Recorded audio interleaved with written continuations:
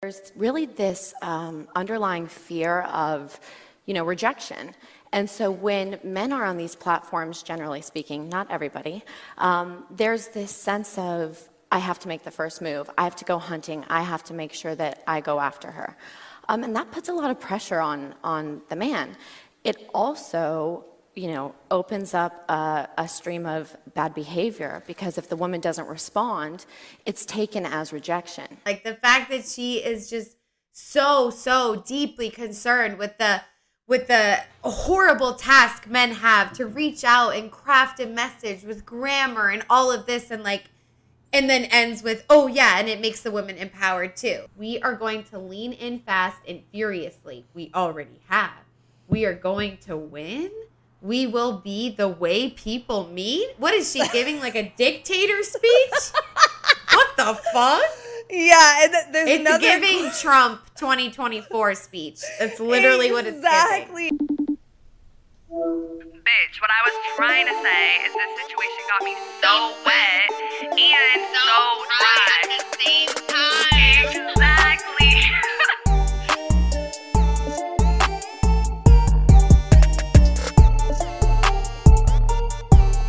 What's up, bitches? Welcome back to another episode of So Wet, So Dry. I am one of your hosts, Autumn, like the season. I'm a wannabe trained sub, and I work in entertainment. Okay, yes. And I'm your other host, Fiji, like the island, like the water. I have a fetish for looking into corporate company lore, and I work in social media and marketing. If you guys are new here to So Wet, So Dry, what we do is we explore duality through deep diving topics about sex, relationships, personal identity, all where internet trends and reality collide.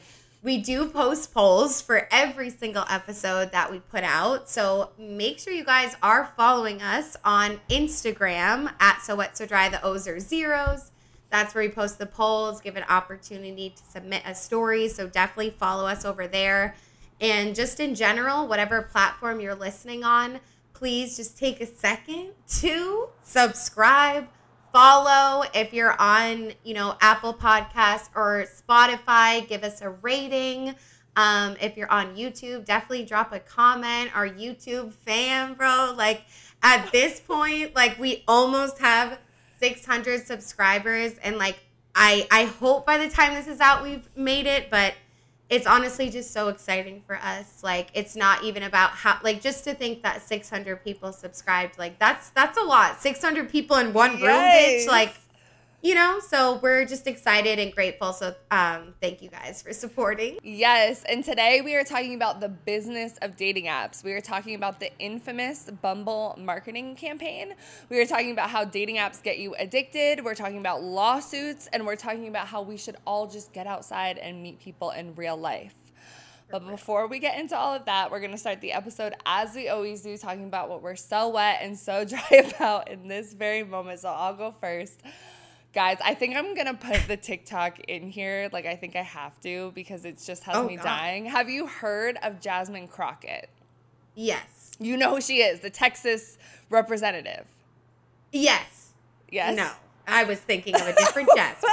Okay, I was thinking of a TikToker named Jasmine. I didn't know her last name. Okay, she's I don't not know a TikToker. Jasmine. She's a representative from the state of Texas, okay? But she's a Democrat, random. There's always been TikToks of her just absolutely destroying everyone in Congress and the House and whatever the fuck they're doing in these hearings.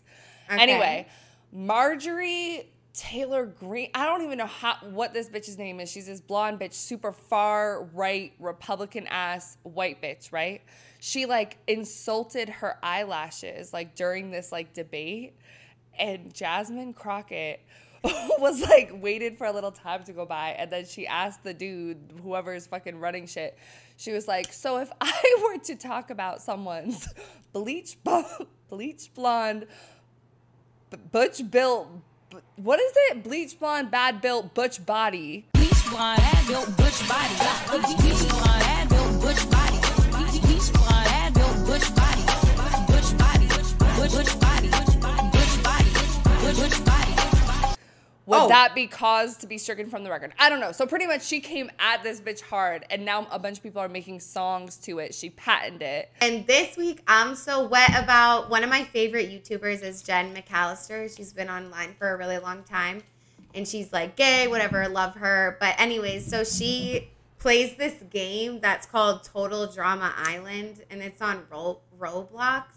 And you go in and, like, there's a chat. Like, you can talk to people. And there's, like, a bunch of challenges. And it's kind of like Survivor. Like, after the challenge, like, someone gets voted out.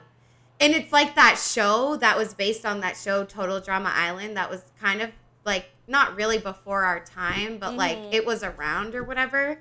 But anyways, so I played this game, bro. And, like,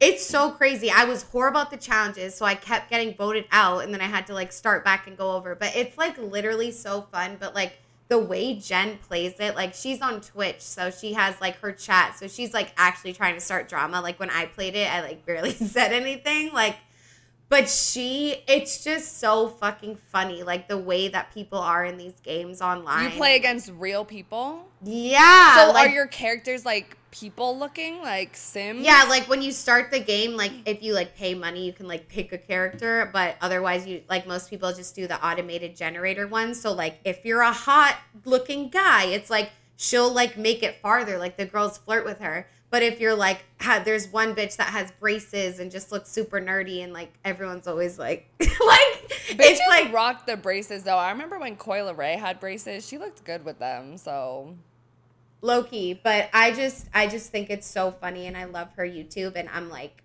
I love when someone like a gamer online plays a game and makes it so fun that like I want to download it. Yeah. And like it's really only happened with like The Sims. The marketing got you. I mean, well, I don't know. Because she's just so funny. Like she's really sarcastic, dry humor, and like the fact that she's gay too. Like I'm definitely have a crush. Like you guys know how it goes. But anyways, yeah, super wet about that. Okay.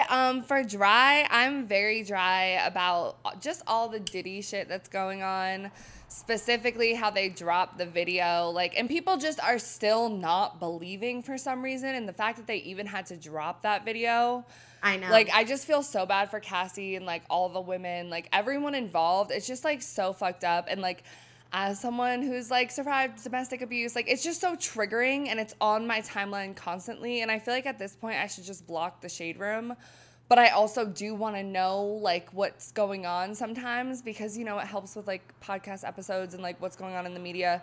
But it's just, like, the number of times I've opened my phone on Twitter or Instagram and that comes up, I'm just, like, I literally cannot. I don't want to like, as if the allegations and people, like, arguing that he didn't do all of that isn't, like, triggering enough to actually see the video of it is just too much. So, I don't know. I don't know when we're going to start believing women. Like, can we just believe women and can we just, like, stop? I don't know. I know. And that's, like, honestly, like, one of the worst parts of being on the internet. Like, the whole, like, when you open your phone, like, you don't have any control over the algorithm, what it's going to show you. And, like, sometimes it's great and you find something amazing, but sometimes it's really not. And you can, like, mute words. Like, I know I have the ability to block accounts, mute words. Like, I could do that. You can mute words? You can mute words. You can mute accounts. Like, on TikTok too. I know you can mute accounts. But Instagram, like all of that. But like just because of like the nature of what we do, I don't know. I like to stay up with the news. So it's my own fault. I know. You know? Yeah, I mean, it's not your fault, but I get what you're saying. It's like some things you want to, but yeah, it's tough. I know. It's like literally horrible. I deep dived it right at the beginning, and like the fact that it's still like carrying, like it's exhausting. My so dry is just that my delusional crush put out a song and it's really good. So I'm just like, okay, cool. Like at this point, I'm going to put in my application to be a fangirl. Like maybe she'll let me have that title. Why don't you be a background dancer? I know. Like just notice me, bitch. Like I have talent I could bring to your artistry.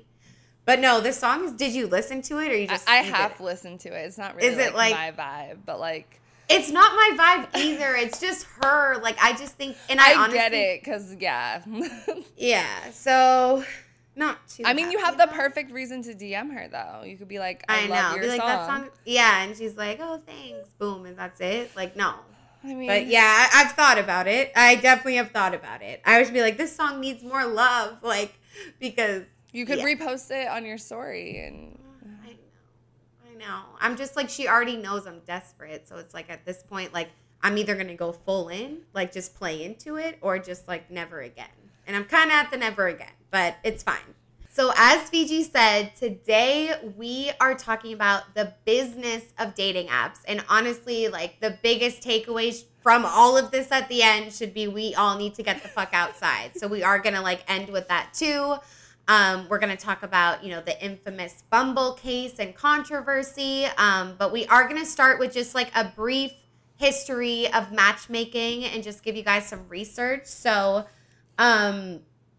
this article we found said, historically, in many cultures, parents would request the assistance of a matchmaker in finding a suitable spouse for their child.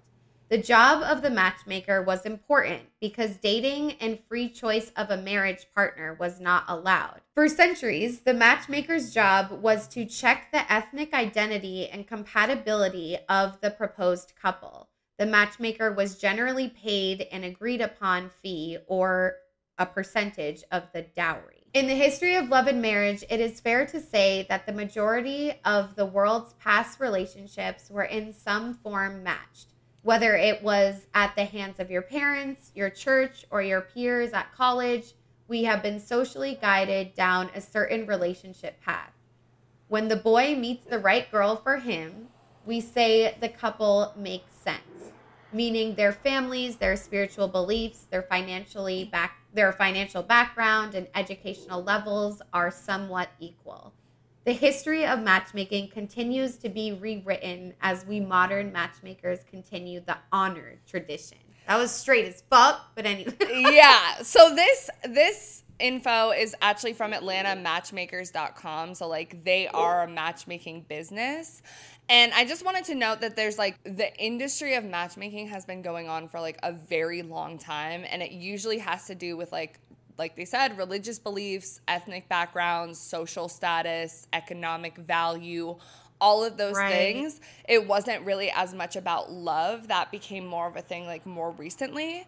But because of like all those criteria to match people up, that's usually what like traditional matchmakers today do, like Indian Matchmaker on Netflix, and there's a bunch of other ones, reality shows, like all of those types of things, like Married at First Sight, like Yeah, I know, like those exploratory ways of like really finding someone. But it's like, I just watched a movie the other day and this girl was like, I don't believe in marriage, like look at how marriage was started. Like it was a business. It was for this and that. Like it wasn't for love. Like we as humans like turned it into that, I guess, over time, you know? Yeah, exactly. Like couples have always kind of been like turned into this economic thing and built to like make you get power, all taxes, of that stuff. Yeah, taxes, everything. So love became more of a thing more recently. But now I want to talk a little bit about the history of dating apps. So between 1995 and 1999, American entrepreneur Gary Kremen helped pioneer the internet dating industry with the launch of the first modern dating website, Match. The site matched users based on answers to a wide variety of questionnaires. Match also became one of the most recognizable domain names of its time after earning over 100,000 users in the first 6 months. This allowed the site to transition from their free advertisement-based system to a monthly subscription-based model. So the early dating sites were very much kind of based on this old matchmaking criteria, or the ones you see today where it matches you up based off of like height preferences, like religious beliefs, all of those. Like you answered a long questionnaire and it was usually on the computer. So following the massive success of Match was eHarmony, very similar to this. eHarmony. Remember all the commercials? Yes. Clinical psychologist Neil Clark Warren aimed to unite compatible people through scientific methods. The site finds applicants suitable partners based on 32 dimensions of compatibility. The service essentially made the first move for their users by providing a list of matches specifically curated by the company to each user. Then we're going to skip some history and we're going to go all the way to 2010 and 2014. So in this time, Tinder and Hinge were released in 2012, with both applications boasting never before seen features and different points of interest. The most unique feature that Tinder offered users was the ability to swipe left or swipe right on potential matches for a faster rate of viewing. Tinder was the more popular of the two and is now the #1 dating application in the United States. Hinge had a different take on dating applications, trademarked as the dating app designed to be deleted. We've all heard that. Bullshit. Yup. Hinge focused on relationships built around desired interests or behaviors through an algorithm designed to match users with the, quote, most compatible individuals. This algorithm was actually recognized as the Gale Shapley algorithm, which is a Nobel Prize winning algorithm. So a couple other things to note. Grindr was actually the first location-based dating app. So it was the first like mobile where you kind of had a radius of people. But Tinder was the first one to gamify it with the swiping. So this is why it appealed a lot more to younger people versus eHarmony and all of those things. You really had to, like I said, like sit down, fill out questions. Like you were probably divorced, you were older, you really wanted this partnership. Versus when Tinder came out, they marketed a lot more to like young people. And the product was actually very much based off of a game. So. Damn. Of course it was. It seems like one. Exactly. So a little bit more, we're going to get into Whitney Wolfe Herd, and we're going to talk about her quite a bit in a little bit. But she founded Bumble just months after resigning as the vice president of marketing for Tinder in 2014. The application saw success early on because of its female-first messaging policy combined with Tinder's swiping method. And what Herd described as the, quote, feminist dating app, Bumble only allowed female users to message first in heterosexual matches. This concept propelled Bumble into the position of the second most popular dating application used today. So we're going to come back to this whole idea of like feminist app and like also the lawsuit with Match and Tinder and everything that happened with them. But before we get into all that, we did ask you guys what dating app is your favorite. You want to read our results? Yes. So 68% of y'all said Hinge, 15% said Tinder, 9% said Bumble, and then 7% said other. So other could be like Raya, Grindr, OkCupid. Yep. I'm like her, the lesbian one. Tammy. Yeah. So there's Black. a bunch. Yeah, there's a whole bunch. But it doesn't surprise me at all that Hinge won. Hinge is definitely my favorite as well. Do you think Hinge is your favorite too? Yeah, Hinge was the only one that I had when I had dating apps. I had Tinder like a while back. I feel like in early college, Tinder was the only one I used. And then like later, as I got a little older, I feel like Hinge. I never really used Bumble though, honestly. Yeah, for me, like I definitely had a Tinder, but Bumble was definitely my thing. Like early college, like that's how I met like a lot of girls, honestly. And like Hinge, it's surprising to me, so they came out within 2 years of each other, but Hinge was later though. Hinge was a little bit later. It kind of came, honestly, I think it has to do a little bit with the gamification of things, because even though Hinge is swipe, the information on the profiles was a lot more, and there were a lot more preferences. Like they had political beliefs, they had like, I mean, all of them had height, but I think it had like location, job, like a whole bunch of other stuff. If you smoke, like if you're sober, like it had a lot. Yeah, it had a bunch of stuff. So I feel like as our generation kind of grew up with these like millennials, Gen Z, we got a little bit exhausted and we wanted a solution to them. So I feel like Hinge kind of fit. I like, maybe this is stupid, but also for me, like I feel like Tinder and Bumble, like they're like red and yellow. It's like bright, and like the way that Hinge is just like white and like black, like I don't know. It just like feels more like I like that better. Like it takes the game away from it a little bit more. Yeah. Because like Tinder and Bumble, like it literally, you could confuse those for like a game app, like just when you see it or whatever. But I feel like Hinge is like a little bit more sleek. Like that's just a personal thing. No, that's like a really good point. Like it feels like a little bit more like adult, and even the messaging, the app designed to be deleted. Like I think people like that more. I believed them. It had more of a promise, you know. Bumble was a little iffy. Tinder was just, we all think of hookups, which we're going to get into later. But like, yeah, Tinder's if you're trying to get wild. Everybody knows that. Exactly. They all kind of have their little thing. Okay, so now I kind of want to get into the current state of dating apps financially and how they're all together. Where are they at? So they're not doing well.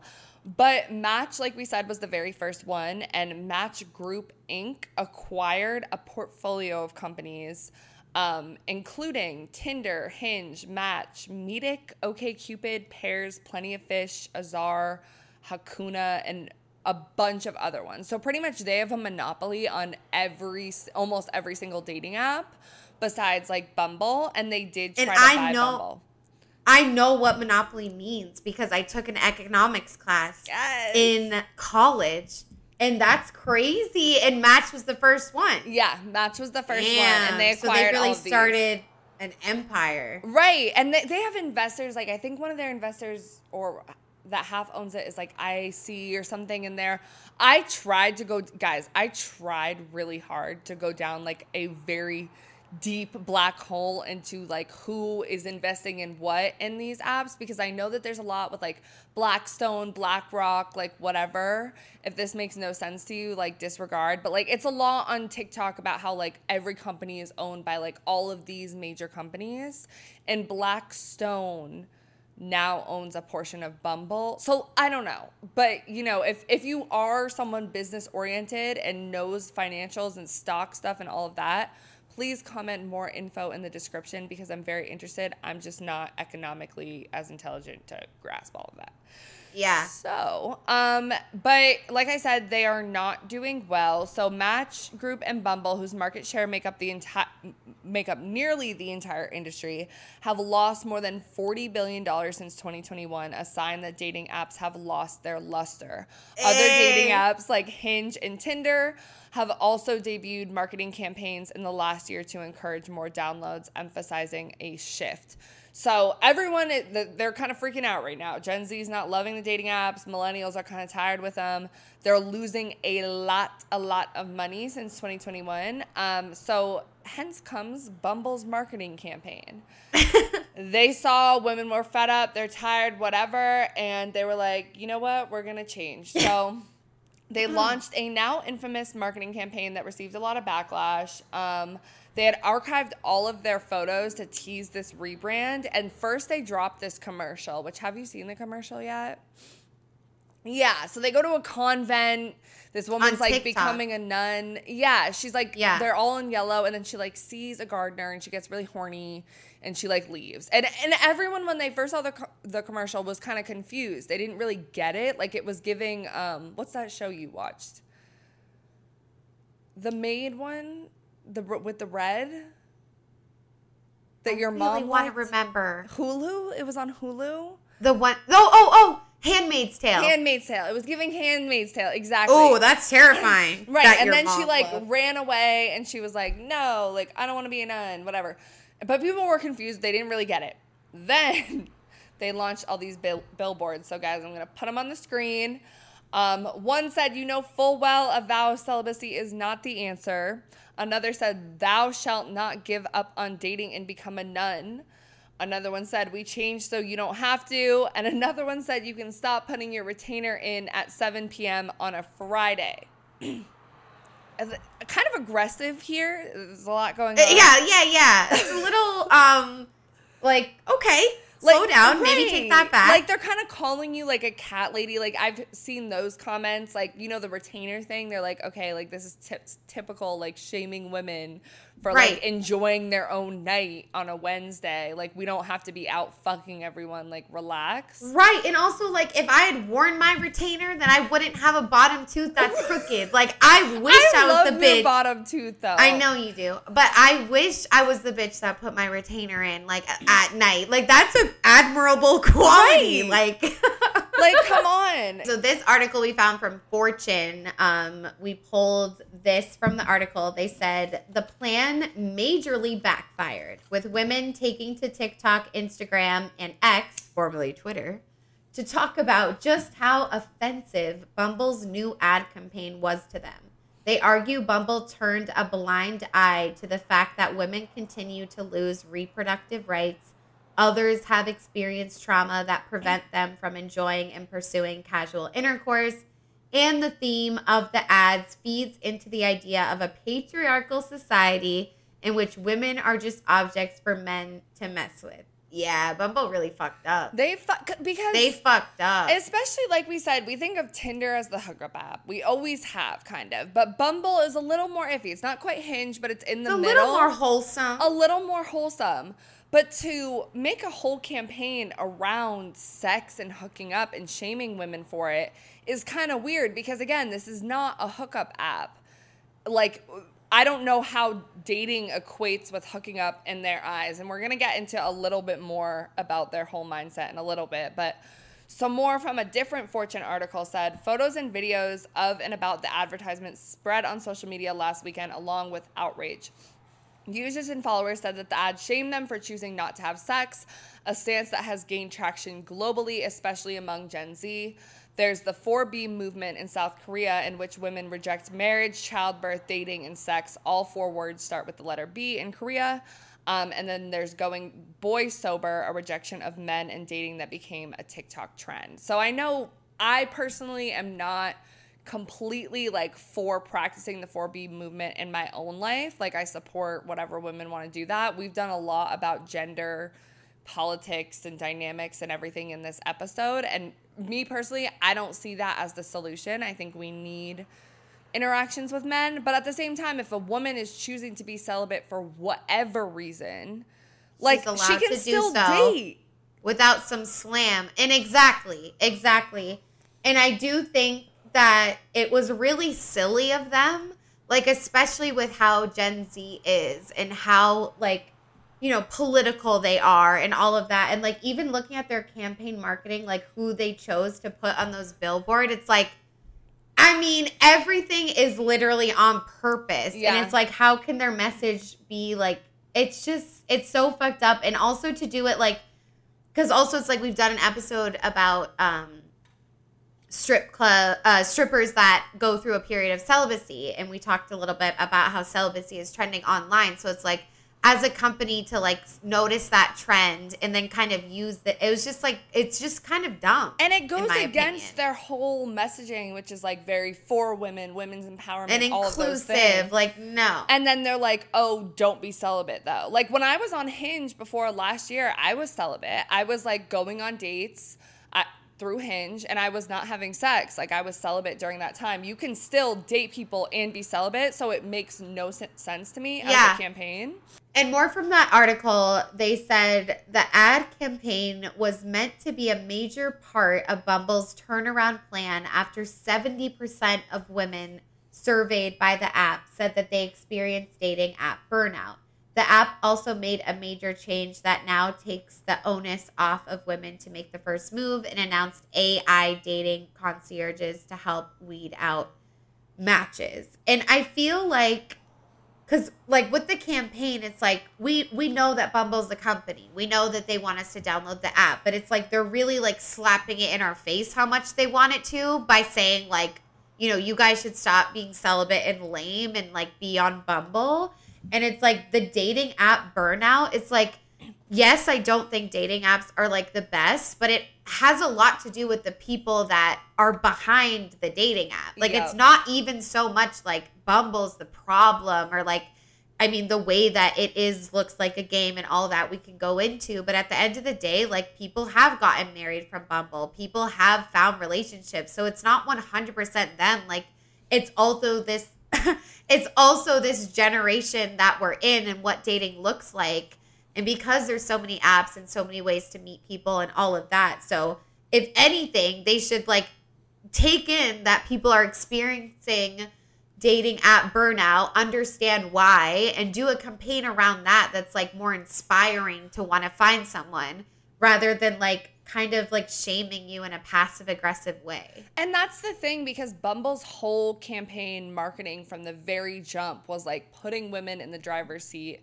And we're going to get into more of their messaging in a little bit, but it was all around women. So I find it interesting that they can take the statistic that 70% of women experience dating app fatigue, and instead of like listening to those women and trying to help them, they're just like, oh, don't be tired, keep going and fuck more. Don't be a nun? Like what? Like what? Like maybe like why don't you promote like women's like mental health and like healthier dating and all. And Bumble has done a lot of good things compared to other dating apps in terms of like, stopping sexually explicit pictures. Like, they've done things in Congress, all of that, which I might argue is performative, and we're going to get into that in a little bit.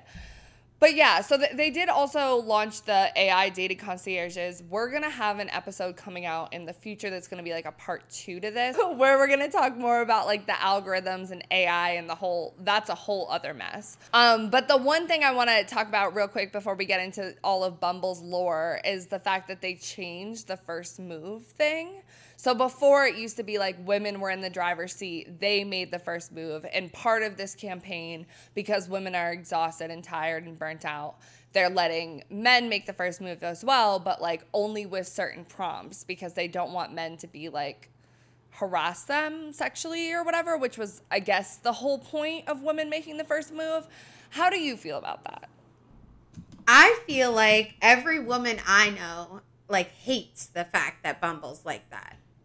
Like, I see what they're trying to do, but it's like they can still sexually harass you with a prompt. They can still sexually harass you when you message them first. Like, I get the type of prevention things, and I don't think it's necessarily a bad thing, but it's kind of that thing of like women already like feel this type of way, and now that you're like putting them in this position where they have to reach out first. Like, I don't know. I don't love it. Yeah, I never loved it, and that's why I never really got Bumble, because I personally, and I felt a type of way like about it before, where I'm like, oh, should I be more confident in making the first move, all of those things, because that was very pushed on us with Bumble. Right. But me personally, like, I have a lot of other stuff going on. I don't want to do the extra like thinking to make a first move with a man. Like, I would prefer him to make the first move, and that, again, like you said, it puts a lot of pressure on women, like, too. Like, so, in a weird way. Yeah. So, like, we're going to talk about, like, was Bumble ever actually built for women? And, like, no. Part of this was, exactly, no. Part of this whole making the first move, like, people were actually mad that they took this feature away, because they were like, oh, this was one of Bumble's, like, founding features. I'm not mad about it. Still not going to download the app. But anyway. What if Bumble wants to sponsor us one day? Are we like, we can't do it now? Yeah, no, sorry. Unless they like do a whole rehaul, I don't fucking know. Okay, so now we're going to get into the Bumble lore and like how this company started. Who the fuck is Whitney Wolfe Herd? What do you know about her, and what do you know about Bumble? Just give me what you know. Me? I know nothing. Nothing? Like, about this woman, do you know what she looks like at all? No. Okay, she's a blonde white woman, like very like generically attractive, like very girl boss-esque, whatever. So the lore goes, she was the VP of marketing and a co-founder at Tinder when Tinder started. And she was actually dating one of the higher executives, a co-founder as well. They broke up, and then he began to like sexually harass her and send like these abusive messages to her, talking like badly about like who she was as a person, and also like the new person that she was dating. So she left due to that, and then she also sued them for sexual harassment, and they settled in court for $1 million. So the Match Group, by the way, denied all of these allegations, but they still settled out of court. I guess it's $1 million. It's not completely confirmed, but that's what the sources I found said. And so that's like where she was. She was out of that, and she didn't plan on starting another dating app. She was out of this job. She was whatever. But this Russian billionaire, entrepreneur, and founder of another dating app called Badoo, his name is Andrei Andreev. He saw an opportunity in Whitney, so he actually reached out to her, and he invited her to Mykonos in Greece on a private jet to have a conversation about potentially going into business together. So now I'm going to read this article from Forbes that's talking about Andreev and like who he is as a business person. He said, quote, "I understood and I see that we needed to attract women to be on the platform, but how?" Andreev says, "We needed to make a safe place, a place where every woman on the planet would feel comfortable." So then the article, right, then the article goes on to say, Bumble is as much Andreev's baby as Wolfe Herd's, and she acknowledges him as her founding partner. It was Andreev who reached out to Wolfe Herd's shortly after the lawsuit, suggesting that they collaborate. It was Andreev, Wolfe _ who pushed for a women-driven dating app on Bumble. You know, the woman makes the first move, rather than the social network Wolfe Herd initially proposed. It was Andreev who put up the money, becoming majority owner, and this was in 2019. He still owned 59% and 79% to Wolfe Herd's 20%. And it was also and is Andreev who leveraged Badoo, the other dating app, completely so Bumble could launch into the market with force. Quote, I don't think I could have stomached a bunch of men judging me at that time. I could have done a friends and family raise and gotten the money, Wolfe Herd told Forbes in 2017. This was more about his knowledge and infrastructure. So essentially, he was the money behind it. He was the idea. He was everything. Again, her role at Tinder was marketing director. So he heard about this suit. He saw a potential in her, and he wanted her to come be the face of Bumble for this women-led, women-driven app. It's getting a little sketchy, isn't it? It's making your skin crawl a little bit. We're a little uncomfortable. I started making me crawl with the private jet and Mykonos. Right. Bitch. He's wooing her. So now they launched this app together. Whitney Wolfe Herd is like a marketing genius. You know, for Tinder, she reached out to influencers, all of those things. For Bumble, very woman focused. Bumble is named after, you know, the queen bee. So it's all very matriarch. She marketed a lot to campuses and sororities. They had a tagline, be the CEO your parents always wanted you to marry. And it was very girl boss. And it was also in the era of 2014 when Sophia Amoruso of Nasty Gal coined the term girl boss. It was going off with like Beyonce and like everything. It was all about women's empowerment. But this feminist identity was very much built around corporate success, and it was like a performance of feminism. So it was very marketable, and it was also very white. So this podcast that I listened to, The Land of the Giants, talked about Bumble. Highly recommend. They had a really good series about dating apps. They said it was the girl bossification of dating, right? Says former Teen Vogue executive Samitha, who's working on a book on the end of girl boss culture. I girl boss my diet. I girl boss my exercise regime. I girl boss my outfits every week. And now with Bumble, I'm girl bossing dating. This whole like idea of like being the woman, the feminist, the girl boss dating app was further reiterated by Match saw Bumble kind of coming up and attracting all these women, and they were like, oh, fuck no, we're going to try to acquire Bumble. So they tried to acquire Bumble twice, and Bumble was like, no, we want to be our own company. We don't want you to buy us out. So then Match Group sued Bumble for copying their product, like with the swiping feature, and they lost. Then Bumble also ran a whole page ad talking about like they tried to get us, but they won't. Like, so they frame themselves very much as like this, like, you know, they're the small underdog, they're the woman, they're trying to defeat corporate white male culture, all of this stuff. But was it really at all? We're not thinking so much. Any thoughts so far? Anything you want to jump in with?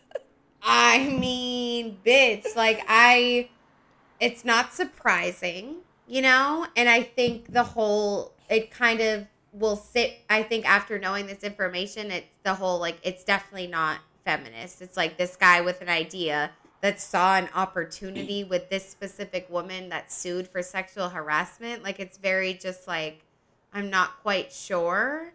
And I think the whole thing about the girl bossing, I mean, we've talked about like girl boss, like white feminism before, like on this channel or podcast. The fact that it was coinciding like right, like next to each other is like very interesting to take note of as well, I think. Yeah, it was like the CEO era.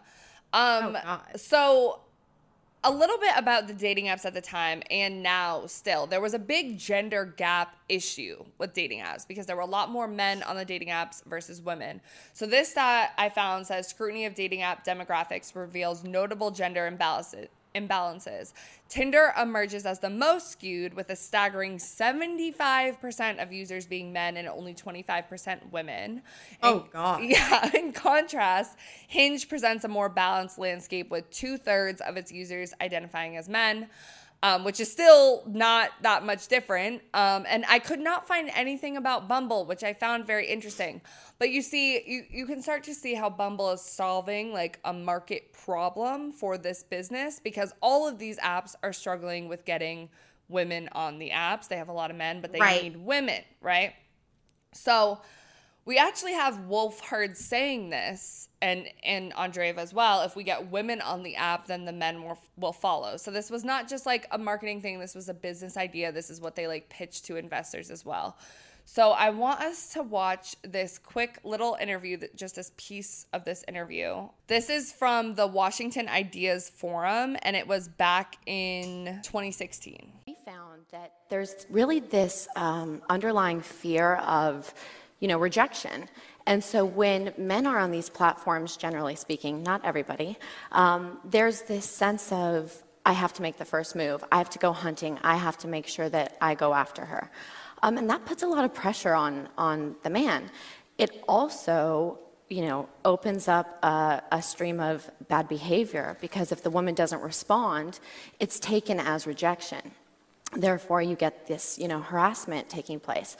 So when the woman is the one making the first move, he's complimented. He feels flattered on the other end versus in this, this state of how do I get her to respond? Right. I'll say this. I'm 30 years old. I have used probably 6 or 7 dating apps in my life, purely for research purposes, of course. Of course. I have used Bumble. And one thing that I found actually was that it was an unbelievable relief to have the burden shift to the woman to make the first move.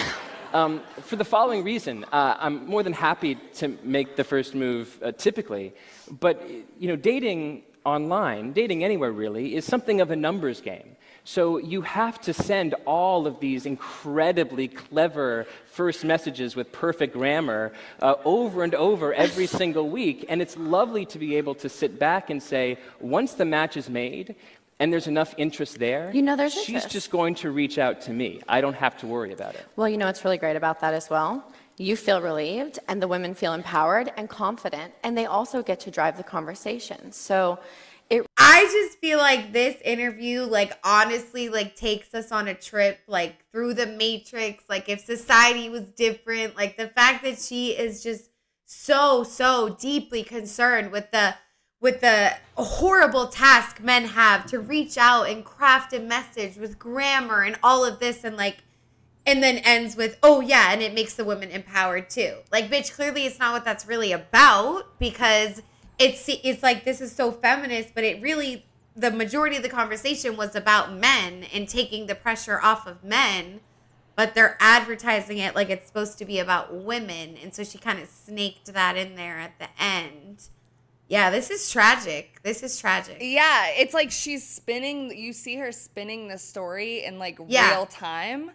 And it's interesting because you guys know, or you might not, I think I say it in the beginning of every episode, but I work in marketing. So a lot of my job is to spin narratives and to spin ideas and or whatever. And I've done B2C, business to customer marketing, and also business to business. And Bumble's in this interesting position of they're trying to be new on the forefront of technology. And they're oh, our stock price is up. Oh, invest in us. All of those things, while they're also marketing to customers. So they're facing the known issue of there's more men on these apps. We need more women on the apps. But she has to simultaneously market to women who don't know as much about all this other stuff and get them on the apps to fix that issue. So she's kind of marketing to 2 fields at the same time. But with social media, I feel like we're much less fooled by this capitalist bullshit, we were for a minute there though, because I didn't really think about any of this with Bumble. I was oh, it is it always felt a little fishy, but I kind of got it. But yeah, I don't know. By the women messaging first. Yeah. Yeah. Again, I feel if I'm I feel I was so far removed from thinking about it as a company and wanting to make money, but it's genuinely everyone I know hates that about Bumble. That's a woman. I don't know how guys feel about it, but and this is like, it's like we can't like trust these people, like these business owners, like we really can't. And like, we do need to like think more about like what we're doing. Cause I think, and they feed off of like how with our phones, like we get like magnetized to the screen. Like we're not thinking, like we're making impulsive decisions, like swiping so quickly. Like it's designed for us to do it that way.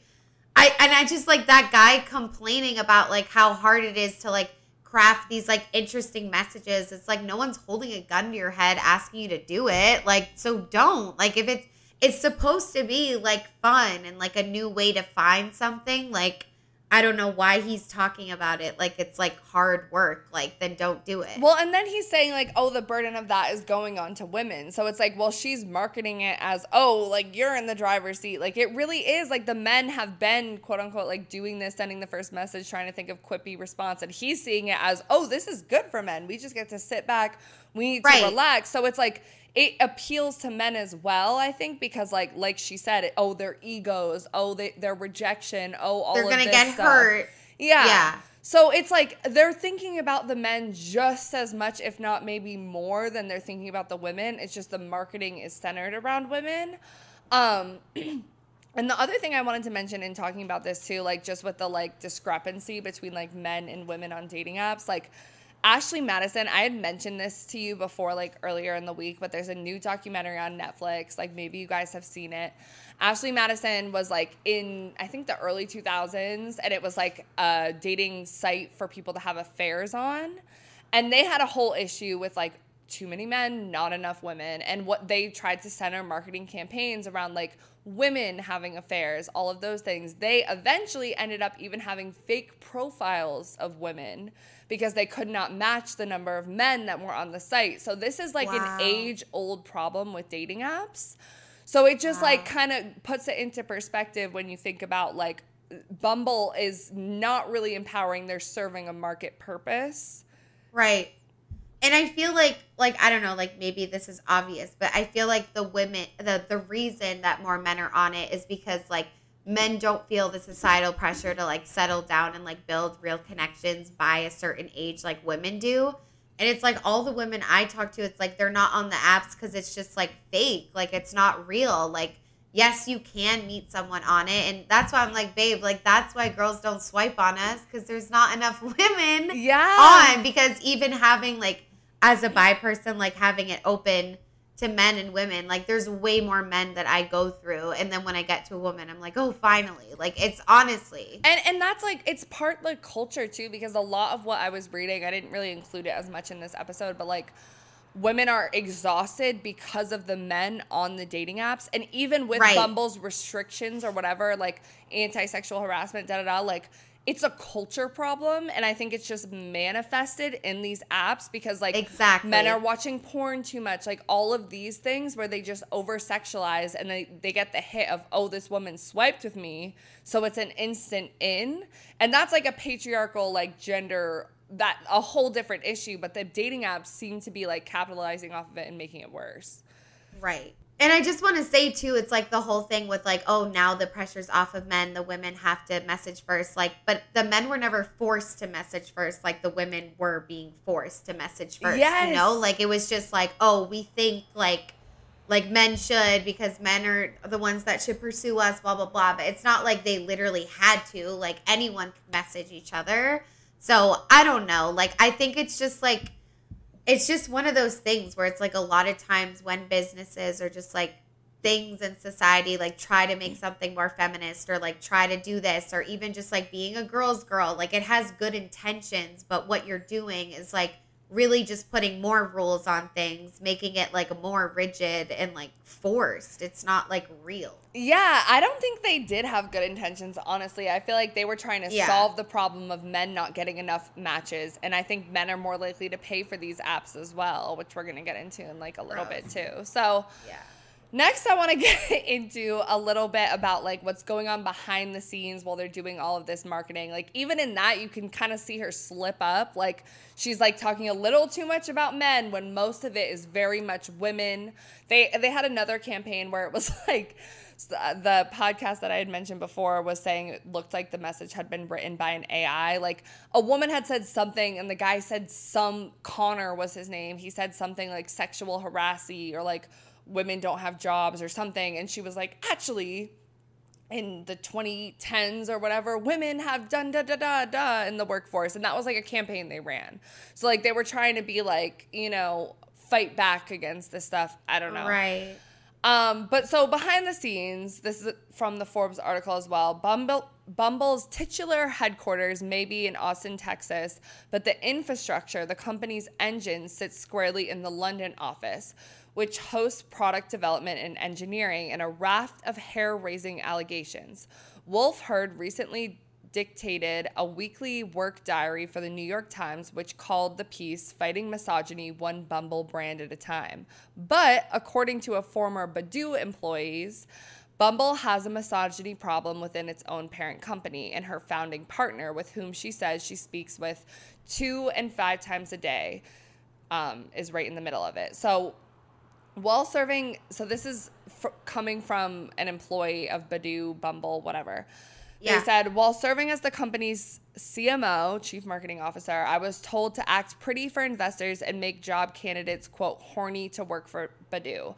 Jessica Powell, Badoo's Chief Marketing Officer from 2011 to 2012, says in an email. I was once even asked to give a designer candidate a massage. She said she refused to do so, adding that, quote, female employees were routinely discussed in terms of their appearance.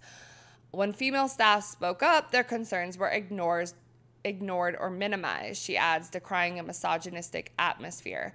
Disagree with Andreev, and you were called a psycha, which is a bitch in Russian. Quote, in order to progress in that company, employees, and particularly female ones, were expected to see their jobs as primarily massaging the egos of the founder and senior managers who held influence with him, adds employee Alice Bonacio, Badoo's Director of Communications and Public Relations Manager from 2011 to 2012 by email. She says she was fired because she did not fit well with Badoo's patriarchal environment. Quote, the culture meant that for female employees to get ahead, they needed to heavily play the game. So there was also a lot of racism going on. Like this Russian billionaire said a lot of things about like how there were a lot of Latino people on Badoo and he thought that it cheapened the app, and he said a lot of other racist comments like to his employees. So this speaks to the type of guy that he is. And Whitney Wolfe Herd, you know, she has this opportunity. She became a billionaire by him. But his mindset in going into this was probably, we can assume, not the best. And obviously, you know, she kind of tried to distance herself from that, not ever really like calling him out for stuff, but Blackstone bought him out. And I do want to say, you know, she did things in Congress to like make sexually explicit photos being sent through messages like a crime. And they also have like a deception detector on Bumble. They have like certain things in place that prevent sexual harassment. So she has like put her money or her actions where her mouth is in terms of some of this feminist stuff, given that like her background comes from a lot of sexual harassment or whatever. But you kind of see her as someone who was taken advantage of. Like, right. What would you do in that position? I mean, I would never be in that position to begin with. You mean like when, because I'm a little confused. So it's like, so she started to distance herself from the CEO person, is what you're saying? So they were co-founders together, yeah. So yeah. But once these allegations came out, everything, she was kind of like, she was distanced. But the argument is like, wouldn't she have known the entire time? And when you think about how he tapped her, knowing like he probably sexually harassed her originally.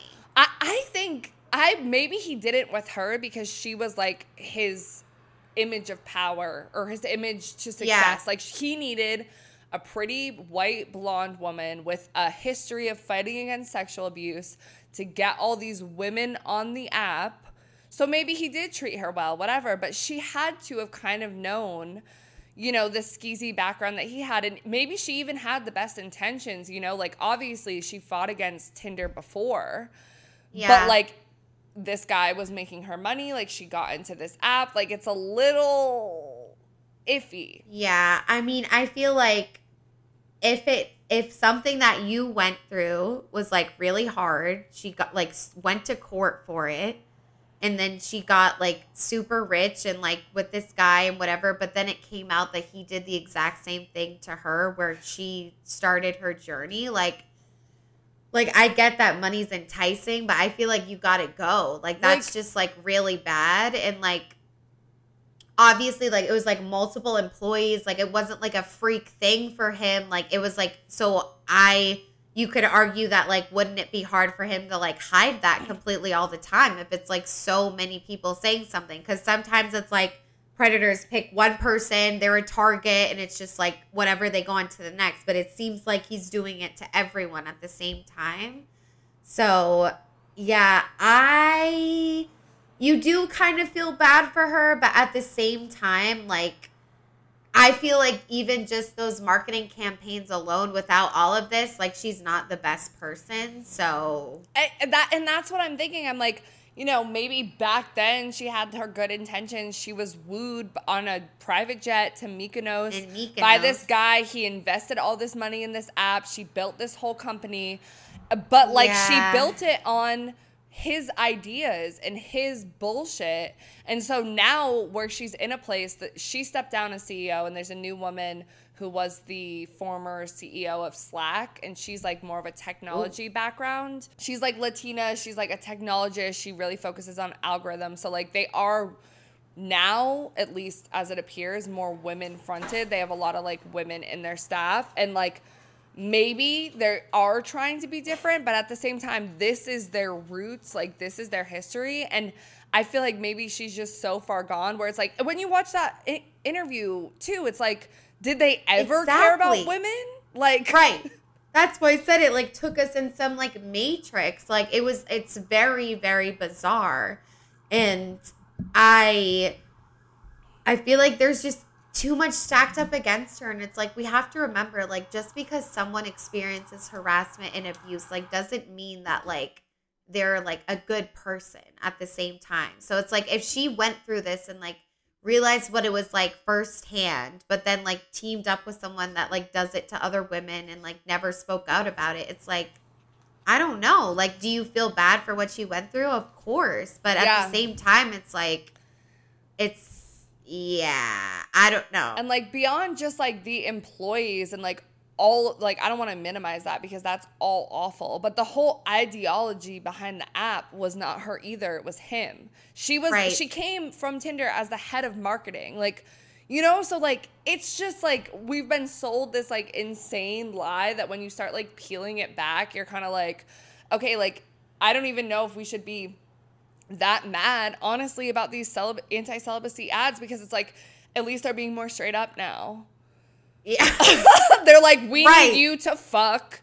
We need you to shut up and fuck and stop complaining because the men on this app are getting frustrated and they're not paying anymore, and that's what runs our business. That's essentially what they're saying. That's terrifying. No, like, that's genuinely so fucking scary. Like, this is like when you go like in companies' history and it's always like dark as fuck. Like, why does money always come from like horrible things? Okay, so transitioning out of this whole Russian billionaire mess, I want to get into, again, back where we are today in a little bit more of Bumble's marketing campaign, because the women not making the first move anymore, or they can kind of sometimes, and also the billboard ads were only part of it. There is a third component. So we're going to get into that a little bit, and then we're also going to talk about, you know, how these businesses need to make money. So right. Yeah, so let's get into this article from Slate. It says, Whitney Wolfe Herd, who informed the audience at Bloomberg's Tech Summit of a world where your dating concierge could go and date for you with another dating concierge. Naturally, these concierges would make use of artificial intelligence software, which users could train by sharing your insecurities and thus help to train yourself into a better way of thinking about yourself. Wolfe Herd claimed. What the fuck? This, by the way, will be the secret to digging Bumble out of its post-pandemic financial hole. We are going to lean in fast and furiously. We already have.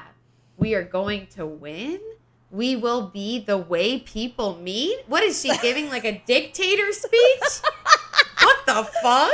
Yeah, and there's It's another giving Trump 2024 speech. That's literally what it's giving. Exactly. And there's another quote she said, we're going to innovate, and that's how we're going to win. So there's a lot of talk about winning, and it's just so trippy to me because, like, winning? The space that I'm in, like, in my corporate job, and, like, I don't want to give too much information because I don't want you guys to know where I work, but, like, this is, like, the struggle for a lot of businesses, especially well-seen. I mean, for companies like Google and, like, I guess Facebook and Instagram, but, like, Facebook and Instagram kind of, like, same thing somewhat because it's, like, they're marketing to all of us regular-ass people that just use it for innocent, pure reasons. And then they have these whole other, like, Bloomberg Tech, this whole other giant industry of content and podcasts about, like, business. And so she's talking about the app to these business people, and all they care about is, oh, did what I invest in, is it going to make me money? Is the stock going to go up? Is this, like, the future of tech? Am I a thought leader, an innovator, all of those things? And see how she's talking about it is so much different than you should find love. Like, you know? Yeah, it's not like she wants to win and, like, be the way people meet because they have real feminist, intersectional feminist ideologies, like any of that. Like, it's just capitalistic. It's money hungry, going in fast and furiously. Like, who the fuck does she think she is, bro? I'm saying, crazy. like, they just need to take her, like, off. Like, she's had her day now. Like, she needs to stop. But, like, I think this is, like, and again, I don't know, like, maybe I'm just more interested in it because I am in the space of marketing where, like, I have to, like, address these problems daily at my job. But it's, like, I feel like our generation, the beautiful thing about, like, millennials and Gen Z is that, like, marketing doesn't work on us as well. And I think it's challenging so many companies to have, like, genuine values because so many companies before hid behind the fact that your regular, average, everyday person did not know about what's going on behind the scenes with these investors and where the money is. But, like, we've learned to follow the money, and we've learned that, like, what they're saying is not always what they're doing. So I think, like, it's challenging a new era. Yeah, it really is. No, it is. Like, in turn, like, what we're doing by not feeding into their bullshit is, like, actually challenging them and, like, maybe a good thing. Yeah. But I think, and even, like, this is, like, kind of off topic, but even Gen Z, like, doesn't even want influencers, like, people like me and you to, like, sell them anything anymore. Yeah. And I get it. And it's, like, these companies, like, feel that too. Well, and that's what, like, kind of what I wanted to talk about, like, a little bit too, like, a little bit off topic, but, like, we're going to get into it a little bit more. But it's hard regardless today, like, especially as a creator. Like, I recently saw a statistic from, like, Spotify for podcasters that was, like, people are more likely to buy, you know, from podcasts because they, like, trust us or they believe in our audience. You guys know we worked with one company that was paid, and we did really fuck with their products. Like, I literally still use them, like, the other night, and I love them. Like, they were great lubes, and we don't work with them anymore. Like, we just did that one campaign. But, like, it's hard. Like, as creators, I think it really is hard because the only way for us to monetize our platform or whatever is to work with these bigger companies. And, like, I think both of us have talked a lot about how we want to have such a high bar. Like you said, like, would we work with Bumble? You know, it falls in the category of sex, relationships, and identity. But, like, what do you do when stuff like this? I know a bunch of podcasts I listen to, like, are sponsored by Bumble and all of those things. And Tinder. And it's like, I mean, like we tell you guys all the time, if you're loyal listeners, we make no money off this podcast. Yeah. Like, it's we pure, spend money. We lose money every month on Adobe and all the tools that we need. Okay, you don't need to give them too much. I mean, if you want to, like, subscribe, all the more reason. But, like, you know, we're in this dynamic where it's like all these companies have all the fucking money, and they kind of, like, use smaller creators. Like, there's Bumble ambassadors and at, like, college campuses, and it's like an internship for them. That's you know? so crazy. There is, bro. I remember those. I know. I think it's really, really hard. And like, especially for us being like a sex relationships identity, like emphasis on the sex, like we say a lot of things that probably would turn brands off. And like, we know that, like, we're not stupid. Yeah. But we also know and follow some other sex podcasts and see them work with brands. Like, we know it's possible. Like, just because we can be like so transparent and like, I hate the word, but like vulgar at times. We were told by someone actually in the industry that we have to like, it's going to be hard for us or whatever. And we're like, no, we're good. We're because good. like we just like believe that like it'll just happen, like manifest it. But it's tough. And like, do I blame creators that like take a brand deal with maybe not the best company because they need money? Like, no, not necessarily. Like, you know, and like, I mean, I don't rely on influencers to market things to me or podcasts. Yeah. Like, has it happened maybe once or twice? Yes. But like, I'm definitely more of someone that like, I don't know. It doesn't really work on me that much. So it doesn't really concern me. If I see an influencer like doing this, like Bloom, for example, like Bloom is like a whole fucking thing. Like, and I'm like, girl, make your money. Like, if anything, I'm like, ooh, paid partnership. Like, let's go. Like, that's how you would want to hype them up. Now, if someone does something with a horrible company that, and you guys, you have to understand that kind of every company is horrible. Like my mom said the other day, like, why is there Chick-fil-A sauce in your fridge? Like, she was giving me shit, like, whatever. Like, she's gay, I'm gay. We got a whole gay family. She's like, why are you doing that? And I was like, Mom, because I like the food. Like, I'm sorry. And I was like, oh, so, like, remember, like, for my birthday, like, what did you send me? Like, an Amazon package, right? Yeah, I was like, Jeff Bezos. I was like, do you know about Amazon? And she's like, ah, ha, ha. And then, so I'm like, yeah, like, Shein, like, we could name 50 million companies. And so what are we supposed to just stop buying things? Like, no. And that is a push, though, like de-influencing culture and like stop all of this stuff, especially with like the war going on in Israel and like Palestine and all of that. Like, and that it gets so tricky because I feel like in a way, like as consumers and all of that, we've gotten so much smarter. But like what I wonder for the future, like as we get like more demystified by their marketing and all of those things, like it does challenge them because they are losing money. But it's like, what is the future? Like, where's the money going to come from? Because like, look at Whitney Wolfe Herd. Like, I do think she had the best intentions in the beginning, but like, maybe you're wooed by a billionaire. I don't know. Like, do you sell out? Like, we talk about this all the time. Like, if a company wanted to buy us, like, would we do it? Like, we really stand and like we want to have our own production, like all of those things. But it's weird. What's the word that we need? The investor. The IP. We need to keep our IP. Yeah, the IP. Yeah, we learned from Call Her Daddy and all of their stuff. But yeah, that's another one, Call Her Daddy and all that. But anyways, so moving on a little bit more into the financial state of these dating apps. In addition to a decline in stock price, Match Group, the conglomerate that owns Tinder, Hinge, The League, and more, reported in Q4 of 2023 that paying users had declined by 5% year over year. The decline was steepest for Tinder in particular, with paying users dropping by 8%. Driving paying users is one of Tinder's top priorities in 2024. Last year's to-do list included AI integration and an overhaul to Tinder's marketing appeal to Gen Z, which, you know, Bumble did this year.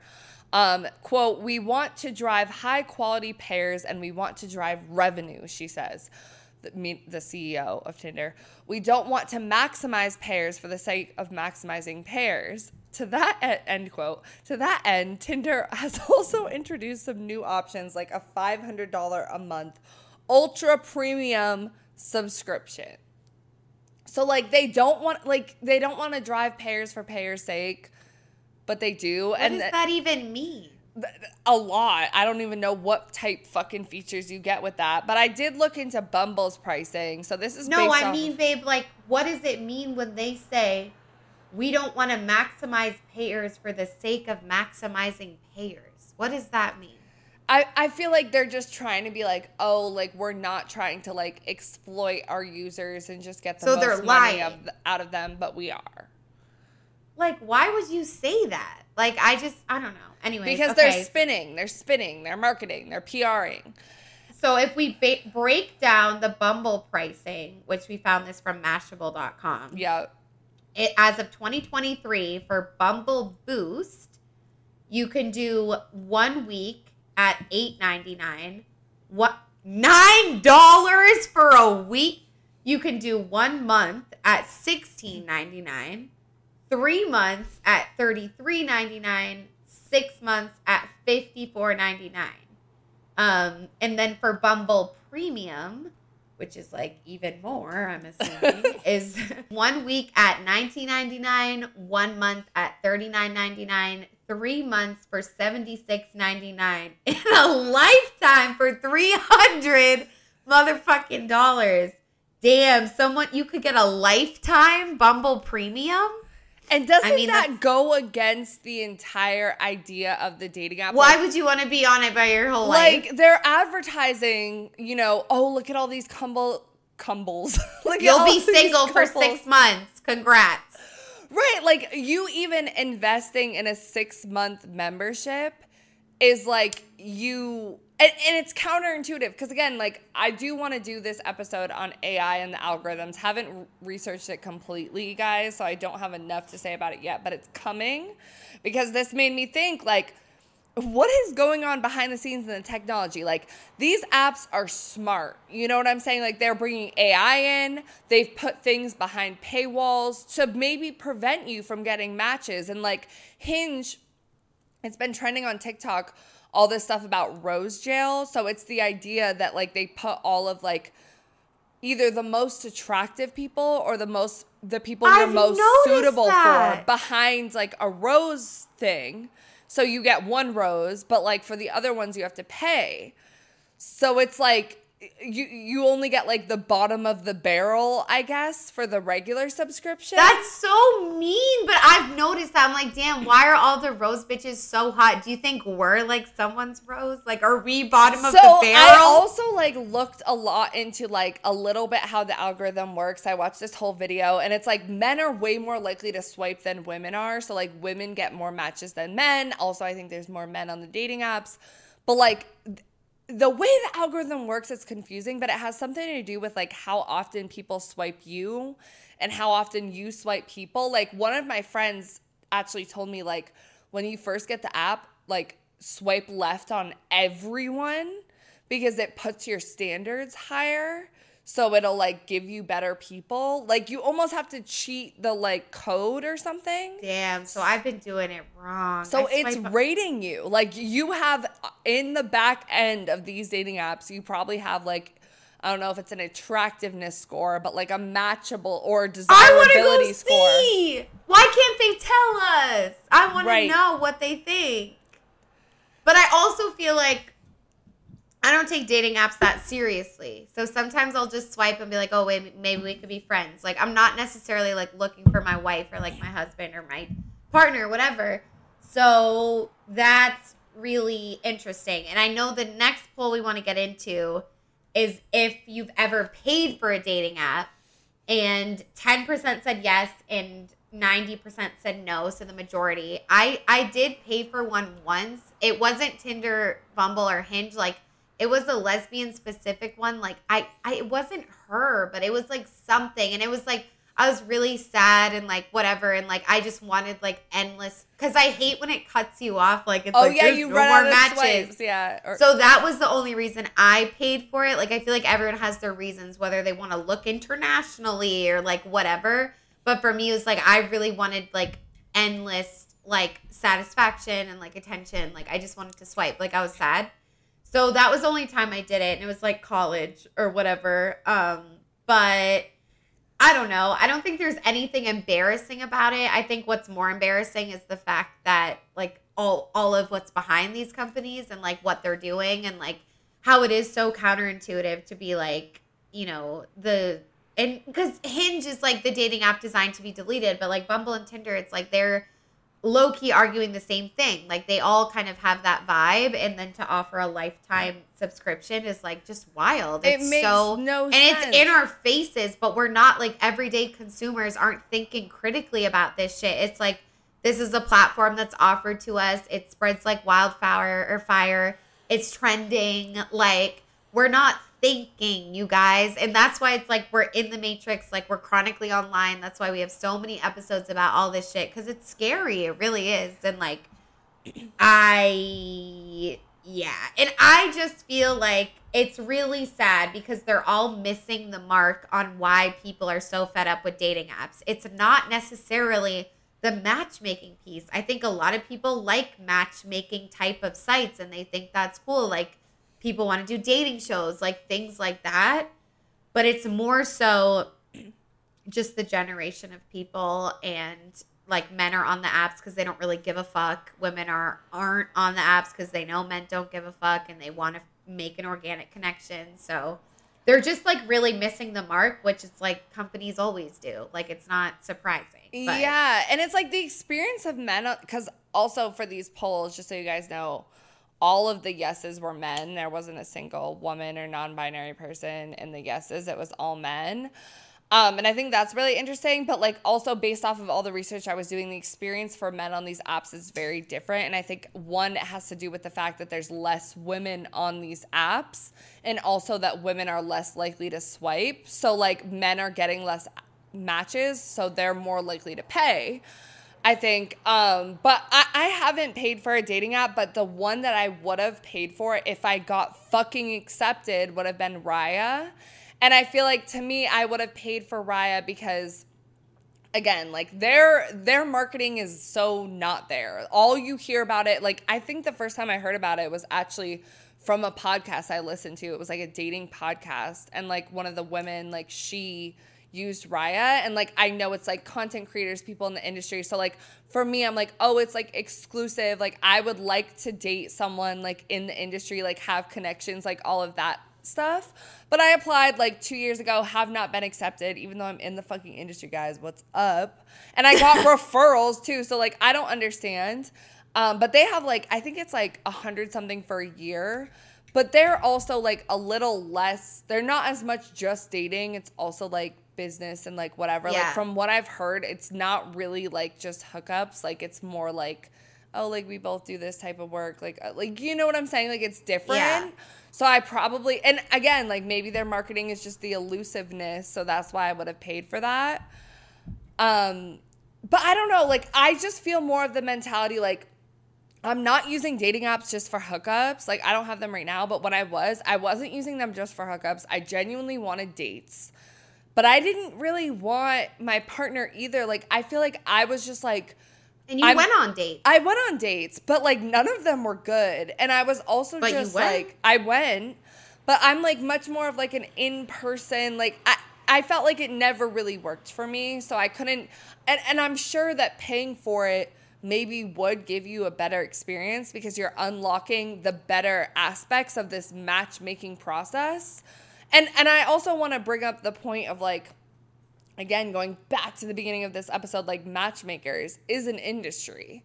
So like the Indian matchmaker, like whatever, like people do pay, like actual dating coaches is also a thing. Like they'll help you with your profile. They'll set up blind dates. Like people do invest in a dating coach when they really want a partner. So like the idea of paying for that isn't crazy to me.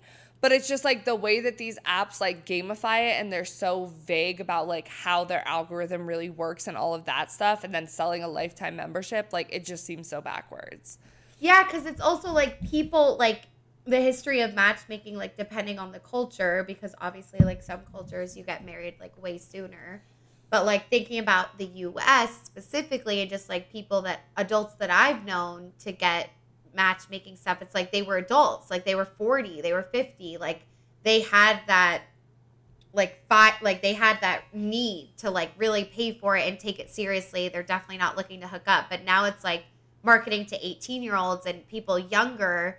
It's like there's not a need. They don't need to pay to find a husband right now, or even someone, like they can meet someone in a variety of different ways. So I think the age thing has a lot to do with it too, you know? Yeah, and I think it's also like, at least, because I've always been a little bit iffy about dating coaches, and like, who knows? Like, I feel like with our podcast, maybe we'll have a dating coach on here at one point. Like, I'd honestly love to have someone that works at some of these apps, like, come talk to us. Like, that would be really interesting to me. But I've always been a little bit skeptical of dating coaches because, like, to me, the idea of paying for that is like weird, but at the same time, part of me is like, at least with those types of coaches, they're meeting them in person, they're listening to your criteria. There's more of like an in-person interaction versus like pure data. Like everything is filtered down into like numbers and like out, like I don't know. So next I want to get into a little bit about how these dating apps get you addicted, because obviously like if you want a lifetime subscription, it's a game, you need to be addicted. So there was this lawsuit against these dating apps that I believe is still going on right now. This was from Valentine's Day of 2024. So this is from CBS News. Match group-owned apps, including Tinder and Hinge, are designed to addict users and lock them into a perpetual play-to-play loop, according to a proposed class action lawsuit filed in California District Court on Wednesday, Valentine's Day. The hidden algorithms that drive users' addiction to the apps run counter to the company's claims that its products are meant to help people find and establish offline relationships. Hinge markets itself as an app that's designed to be deleted. 6 plaintiffs allege the apps violate consumer protection and other laws and are purposefully addictive, with Match doing everything in its power to capture and sustain paying subscribers and keep them on app. Users allegedly are also baited into continually upgrading their subscriptions and paying for bonus features that promise to give them a better shot at finding love, but in reality only boost the company's bottom line. Exactly. The apps are dopamine manipulating products that gamify romance and dating and operate on a secret algorithm that encourages compulsive use, according to the suit. In other words, addiction increases earnings, the plaintiffs claim. Match Group called the lawsuit ridiculous, adding that it has zero merit. The apps derive 98% of their revenue directly from users who pay for subscriptions in virtual in-app purchases, according to Match Group's most recent SEC filing. Quote, platform users are in search of off-app relationships, while Match is in the business of retaining subscribers. Fundamentally at odds, Match markets the platforms and their attendant subscription offerings misleadingly, the lawsuit reads. Damn, so them bitches are calling them out. Like, that's everything we said. Like, that, okay, this is so poetic, bro, the way it says the apps are dopamine manipulating products that gamify romance and dating. Like, it literally sounds like we would write that. Literally. Like, but it's so true, and I love that it's, like, really calling it out for what it is, and just the fact that they say the lawsuit is ridiculous and that it has zero merit. Like, again, like, that's not really... Like, why can't you acknowledge, like, at least what this, like, is? Like, can't you seem to understand? And there's nothing wrong with a business wanting money and wanting to be successful and, like, maybe having some shady marketing from time to time. Like, nobody's perfect, but, like, at the end of the day, this is just a lot. This is a lot. Yeah, you know? And it's, like, I would even get if they, like, broke it up more into tiers of, like, oh, you're on... the app for casual fun. Oh, you're looking for hookups. Oh, you're looking for dates. Oh, you're looking for the love of your life. Because Bumble kind of does that, though. Do they really? They have Bumble BFF, okay, Bumble hookup. But I mean more so in terms of, like, paying. Because, like, I guess, like, in part of me, I understand paying for more features. Because it's like, if this was an in-person dating coach, like, any business needs to make money. But honestly, I also thought, like, you know, the old apps, like, way back in the beginning when we talked about how these apps started, they made their money based off of ads. So I'm like, I would rather swipe through a couple fucking ads. Me too. Than subscribe to a lifetime $500 a month. And to be, like, pressured almost into it. Because it's true. Like, even on Hinge, it's like, you can't really do anything without some sort of pop-up being like, want more matches? Like, want more of this? Want more of that? Yeah. And it's like, especially with Tinder, like, Tinder has like 4 different tiers. It's like more than that, I think. Yeah, like, there's so many that it goes into. And, like, the biggest one is, like, Tinder Gold or whatever. And it's all just, like, so just like flashy and just like weird and like, I don't know, but I get the connection between like, yes, if you went to a dating coach, matchmaking, it's like it makes sense to pay for that. So it's like part of me is like, well, can we really expect to have access to all these people, their ages, where they live, what they look like, they're single just for free? It's like, no, I get that like they need money and all that, but bringing up the ads is like such a great point. Like there are other ways to go about it.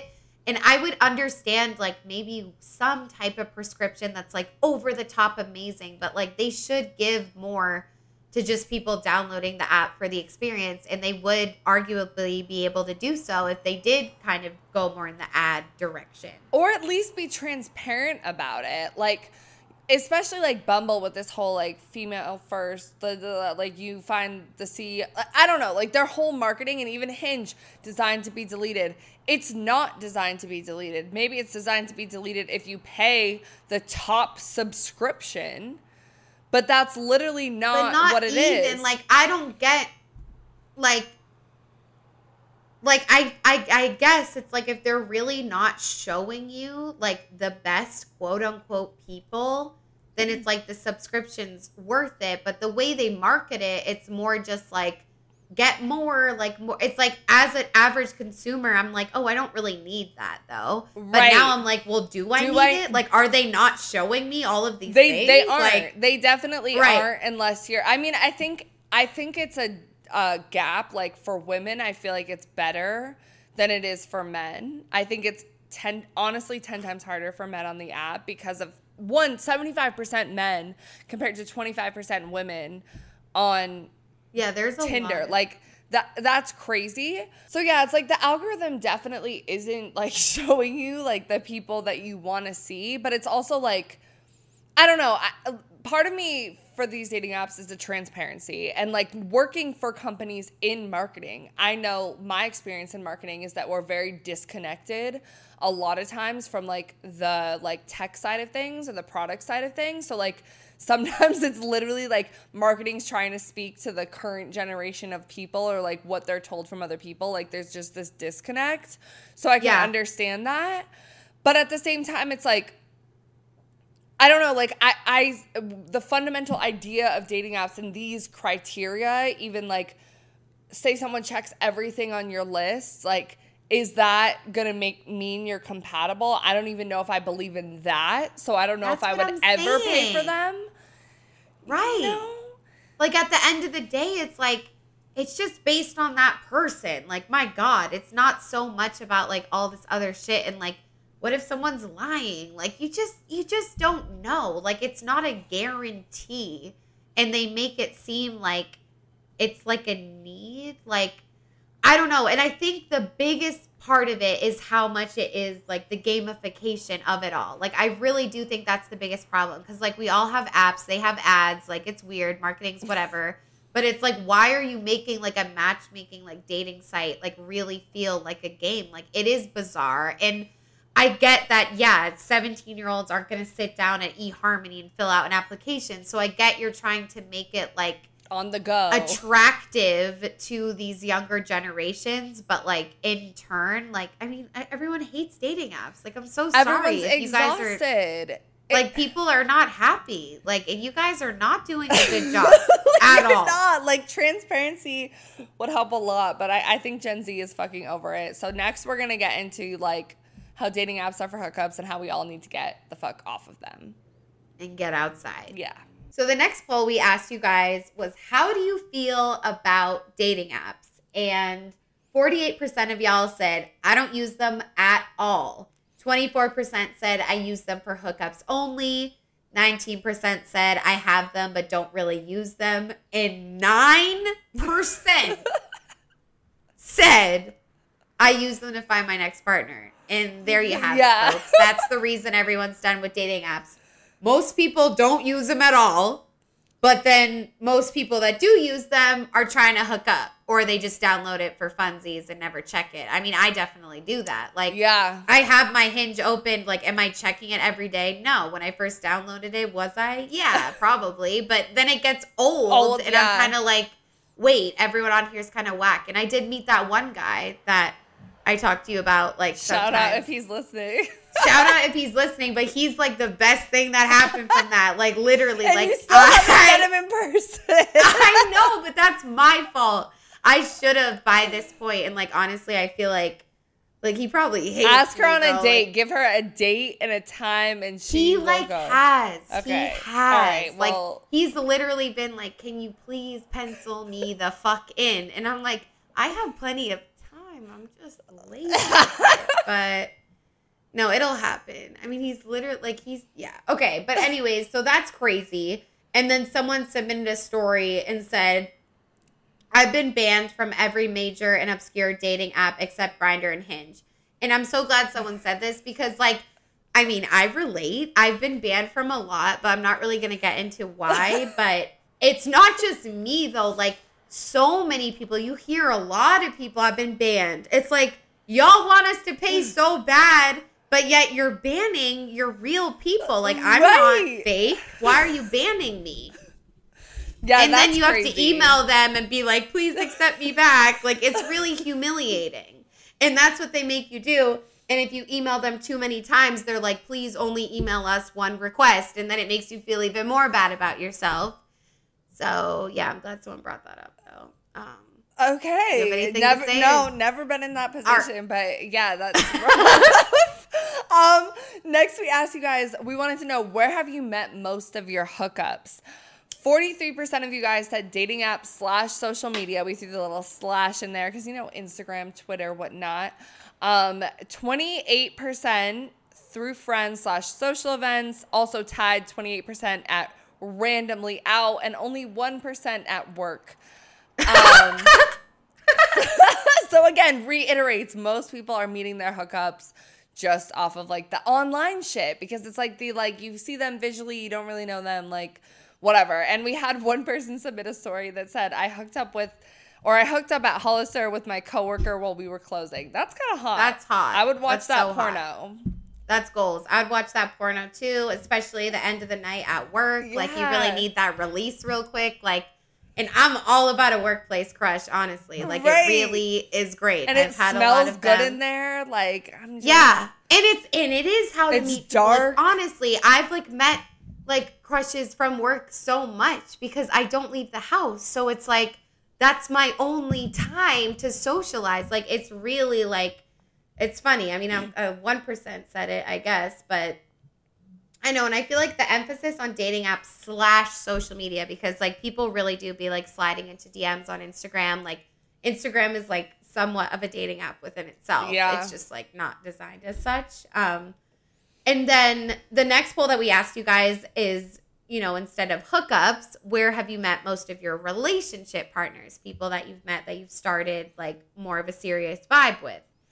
And 48% for this one said through friends or social events. 25% said dating apps or social media. 20% said when they were out.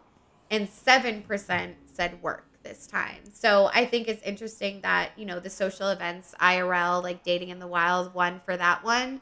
Where for when you're looking for hookups, it's like, yeah, it's just an Instagram hoe, like whatever. Exactly. Yeah. I think it's funny. What did you vote for? Because for me, it was random. I was between, I don't know, because I did meet one long-term partner from a dating app, from Tinder, but I was in London. That was the one I met in London. So it was a little different because I wasn't from there. I didn't know like where to go out. Like, I was like more trying to meet people. But all of my other partners were either through friends, and then the one I'm with now and my last one were randomly out. Like, granted, the one now, like, we have mutual friends, and we actually, like, the first time we met was randomly out, but the second time where we, like, kind of reconnected again was, like, at a friend's house, like, a pregame. So Yeah. it was, like, we were in the same circles, but I think that's the best way, really. Yeah, I feel like for relationships, like, my first relationship was, like, we went to the same school, like, we met each, so it's, like, kind of work. It's, like, it was through, like, what we were pursuing. Second one was randomly out. Third one was dating app. And then the fourth one was work again. So it's like school work, but The randomly out is definitely like my favorite kind of story because like it's so memorable. Like that girlfriend I met like when we were out, like I could like relive that. I could tell you what paintings were on the walls. Like it was very like fairy tale. Like it was a meet cute. Like we found each other literally on the dance floor. Way. I know. I felt like, oh my God. And then like, yeah, and you know how I am when I'm out, so I was kind of like being extra, but then she like was like waiting for me outside, was like, oh, I thought you left, but really I was just like mingling. But anyways, it's just the best way. But I did meet my ex-boyfriend from Bumble. Like we matched on Bumble. So it's crazy. Like I had Bumble back then. Like it's so wild to me that that's where I met him. And then we went to the Instagram DMs, like didn't get the number right away. Like we were Instagramming. So it was kind of a combination of that. Like our relationship started in Instagram DMs through voice memos, like literally. Okay, voice memos is a little better. Yeah, definitely. Like voice memos is great. For sure, bro. I mean, we were sexting, but yeah, I think it's kind of just like, I don't think there's any right way to like meet your relationship person, but I do think if you're really serious about it, like try to go to some social events, because with the apps it's just so unclear, and obviously in person it is too, but at least you can like feel their energy and like be in front of them, you know? Yeah, because I met my ex, which obviously the relationship didn't work out, but literally like in the city, like he asked me for a lighter, and like that was like, it was a short interaction. Like this guy that I'm with now, I was actually out with Autumn. I don't even really remember the interaction, but like he held the camera for us when we were I was there. Like we were shooting vlog stuff, and like I don't know. This man has met me and I didn't meet him. Right. I didn't even remember until he reminded me at like a friend's house, but we had been following each other. So I knew who he was from Instagram, but I didn't remember that was when I met him. But I don't know, like, I feel like there's something about, like, meeting someone in person. It's, like, the allure, the pheromones, like, you see them. Versus, like, online, it's just this, like, curated image of them. And, like, especially with guys, it's, like, their photos sometimes, unless they're, like, a fashion dude, but even then still, sometimes they can give ick. Like, then it's they're just like hard. edited. And I'm sure they say the same thing about girls. Like, I find that when I'm, like, on the dating apps with, like, women, I don't like, when there's a ton of filters and stuff like that, because I'm like, I don't really know what you look like. You know? So it's, like, it's just, like, online, it's just so far removed versus, like, when you're at work, when you're in person, when you're at social events, it's, like, I, like, see you. I could reach out and, like, touch you. Like, there's a chemical thing going on. Yeah, and it's, like, I feel like dating app culture has truly made people yearn for that in-person meet cute, when it's, like, if we can remember, like, that used to be all there was. Like, right. Besides, like, matchmaking that's, like, in people's cultures and all of that, of course. But, like, the online matchmaking space is, like, different. So it's just like, we really all, like, every girl I talk to, like, it's like they're yearning for a meet cute. That's what they want. They want to meet someone at a coffee shop, in the park, even at a bar, like anywhere that's just in person, you know? Yeah. And I think dating apps has made that us yearn for that, like, very badly, and like to our detriment, where we feel like it's like, I remember with my ex-boyfriend when we met on Bumble, like, once we started getting more serious, like, I forget what it was now, but we, like, made up a meet cute to tell people how we met, because we didn't want to say that it was Yes, Bumble. I think me and my ex did that too, because we met on Tinder and we, like, planned to meet up. We met at, like, a bus stop, but then we, like, walked around all night, and I swear we had made up, like, something else, too. Because it's, like, that's... Because we were like, no. It's embarrassing. Like, I don't know. It's not even embarrassing. It's just kind of like, oh, you're so, like, it's so technology. Like, we met on a stupid app. Like, I mean, it's embarrassing, too. But, yeah, I know. It's like, it's just wouldn't prefer it. But let's get into some listener stories, guys. This one listener submitted a story and said... Not gonna lie, met my boyfriend through Grindr and been together nearly 2 years now, LOL. After we hooked up on Grindr, I saw his Tinder and swiped, and it said it was a match with the tongue face and the money tongue face. Exactly. Like, people really do meet through these dating apps. Like, and I think it's I think it's called getting lucky. I don't think they're setting us up truly for success. I think you're also like predisposition because you already like met them. Like I had actually experienced that. Like when I did have multiple, I think the only time was in college, but like I would see the same person on multiple dating apps. Also, I would have the dating apps and then like delete them for a while and get back on and you see the same people and I'd be like, damn, they still haven't found someone like, you know? Bro, like I feel like we all know, like I swear to God, there's like one bitch that like you consistently see on dating apps. Like, I swear to God, like, there's been people I've matched with multiple times. Like, we don't message each other either of the times. Like, yes, that definitely happens. I have a girl like that, yes. And, like, I'm not going to lie. Like, when I match with someone, like, honestly, the reason I don't message them is because I'm like, what was I thinking? Right. Like, what was I genuinely thinking? And so I'm like, is that why people don't message me? Like, that's so or I'm just scary. like, I don't really know what I want out of this. I'm just looking. I'm just like, browsing. I don't even know what to say. Like, do I I don't really want to meet up with you? Yeah, like I don't know. But if we really wanted to find our wife or our husband or our partner, we would want to meet up with them. But like, and that's why, yeah, because like even when I met my ex, he didn't have much in his profile. I was just like, I just want to like go do something. I'm in London right now. I just want to go. I just want to like. And then, like, I happened to fall in love with him through stuff. It wasn't like I was going into the date like, oh, I want to be, like, you know what I'm saying? And I don't think a lot of people are like that. Like, we're not really thinking because we're like, it's so quick when you're swiping. You're not really. And I really think, like, the biggest time people download dating apps is, like, after a breakup. Because, like, I remember, like, when I first moved to LA, I was going through a breakup with this girl. That's why I probably had Bumble of all of them. And that's why I met him, because I remember I matched with my ex, like, on fucking Hinge or something. And I messaged her a sad face because I'm pathetic. And then she literally replied and was like, oh, my God. Like, because, like, well, she was kind of a bitch at the end of it. But it was funny. But it's, like, I feel like it's, like, that sort of, like, you want that quick gratification, which comes back to the whole commodification of dating. Yeah. This person said, I walk dogs and I fell in love with one of the valet guys at work. This is so cute. This is actually one of my, like, very close friends, so I know their love story, like, personally. And the first time she hung out with him was because I made her come out to this bar with him, and she invited him. And that was, like, the first time they, like, really... Who the fuck is this? Tell me after.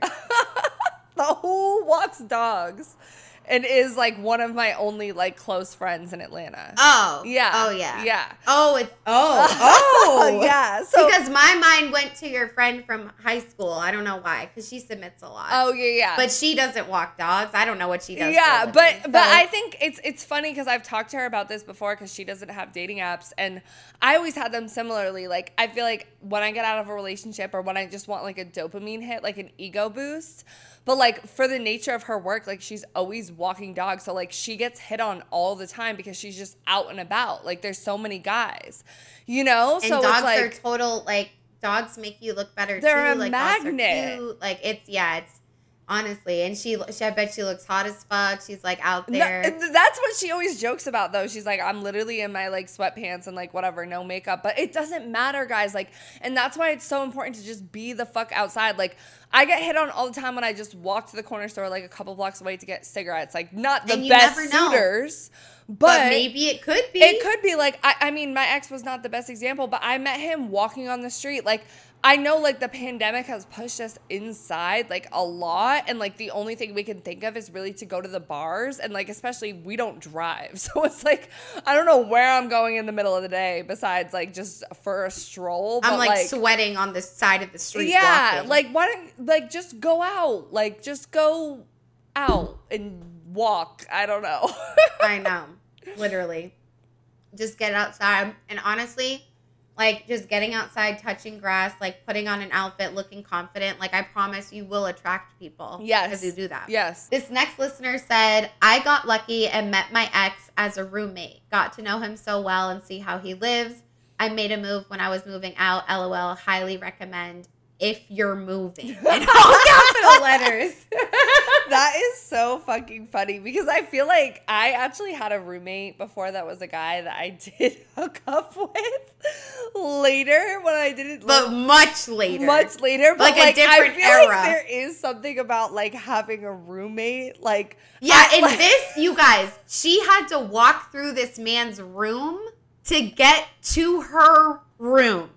Like every time I had to go to the bathroom, take a shower, I had to walk through this room. Because it was in Boston where it's like there's not much like, you know, like space or whatever. So we changed like a 3-bedroom into like a 4-bedroom, like whatever.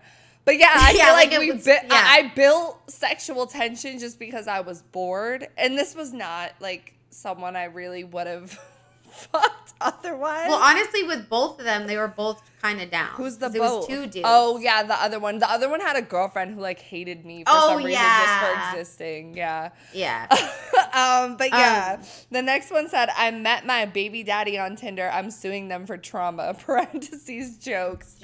Literally, like, I feel you because it's like, yeah, I don't know. Yeah, especially Tinder. Like, you know what I mean? But I know we really. I think you should sue them. I honestly do. I think you should blame them because this is a massive problem. Right? Okay? Like what the fuck? But yeah, I just want to wrap it up with this last little couple stats. So according to Pew Research Center, only 1 in 10 adults actually meet their significant other on dating apps. And then this other article says Gen Z and millennials have long blasted the dating app experience on TikTok and other social media.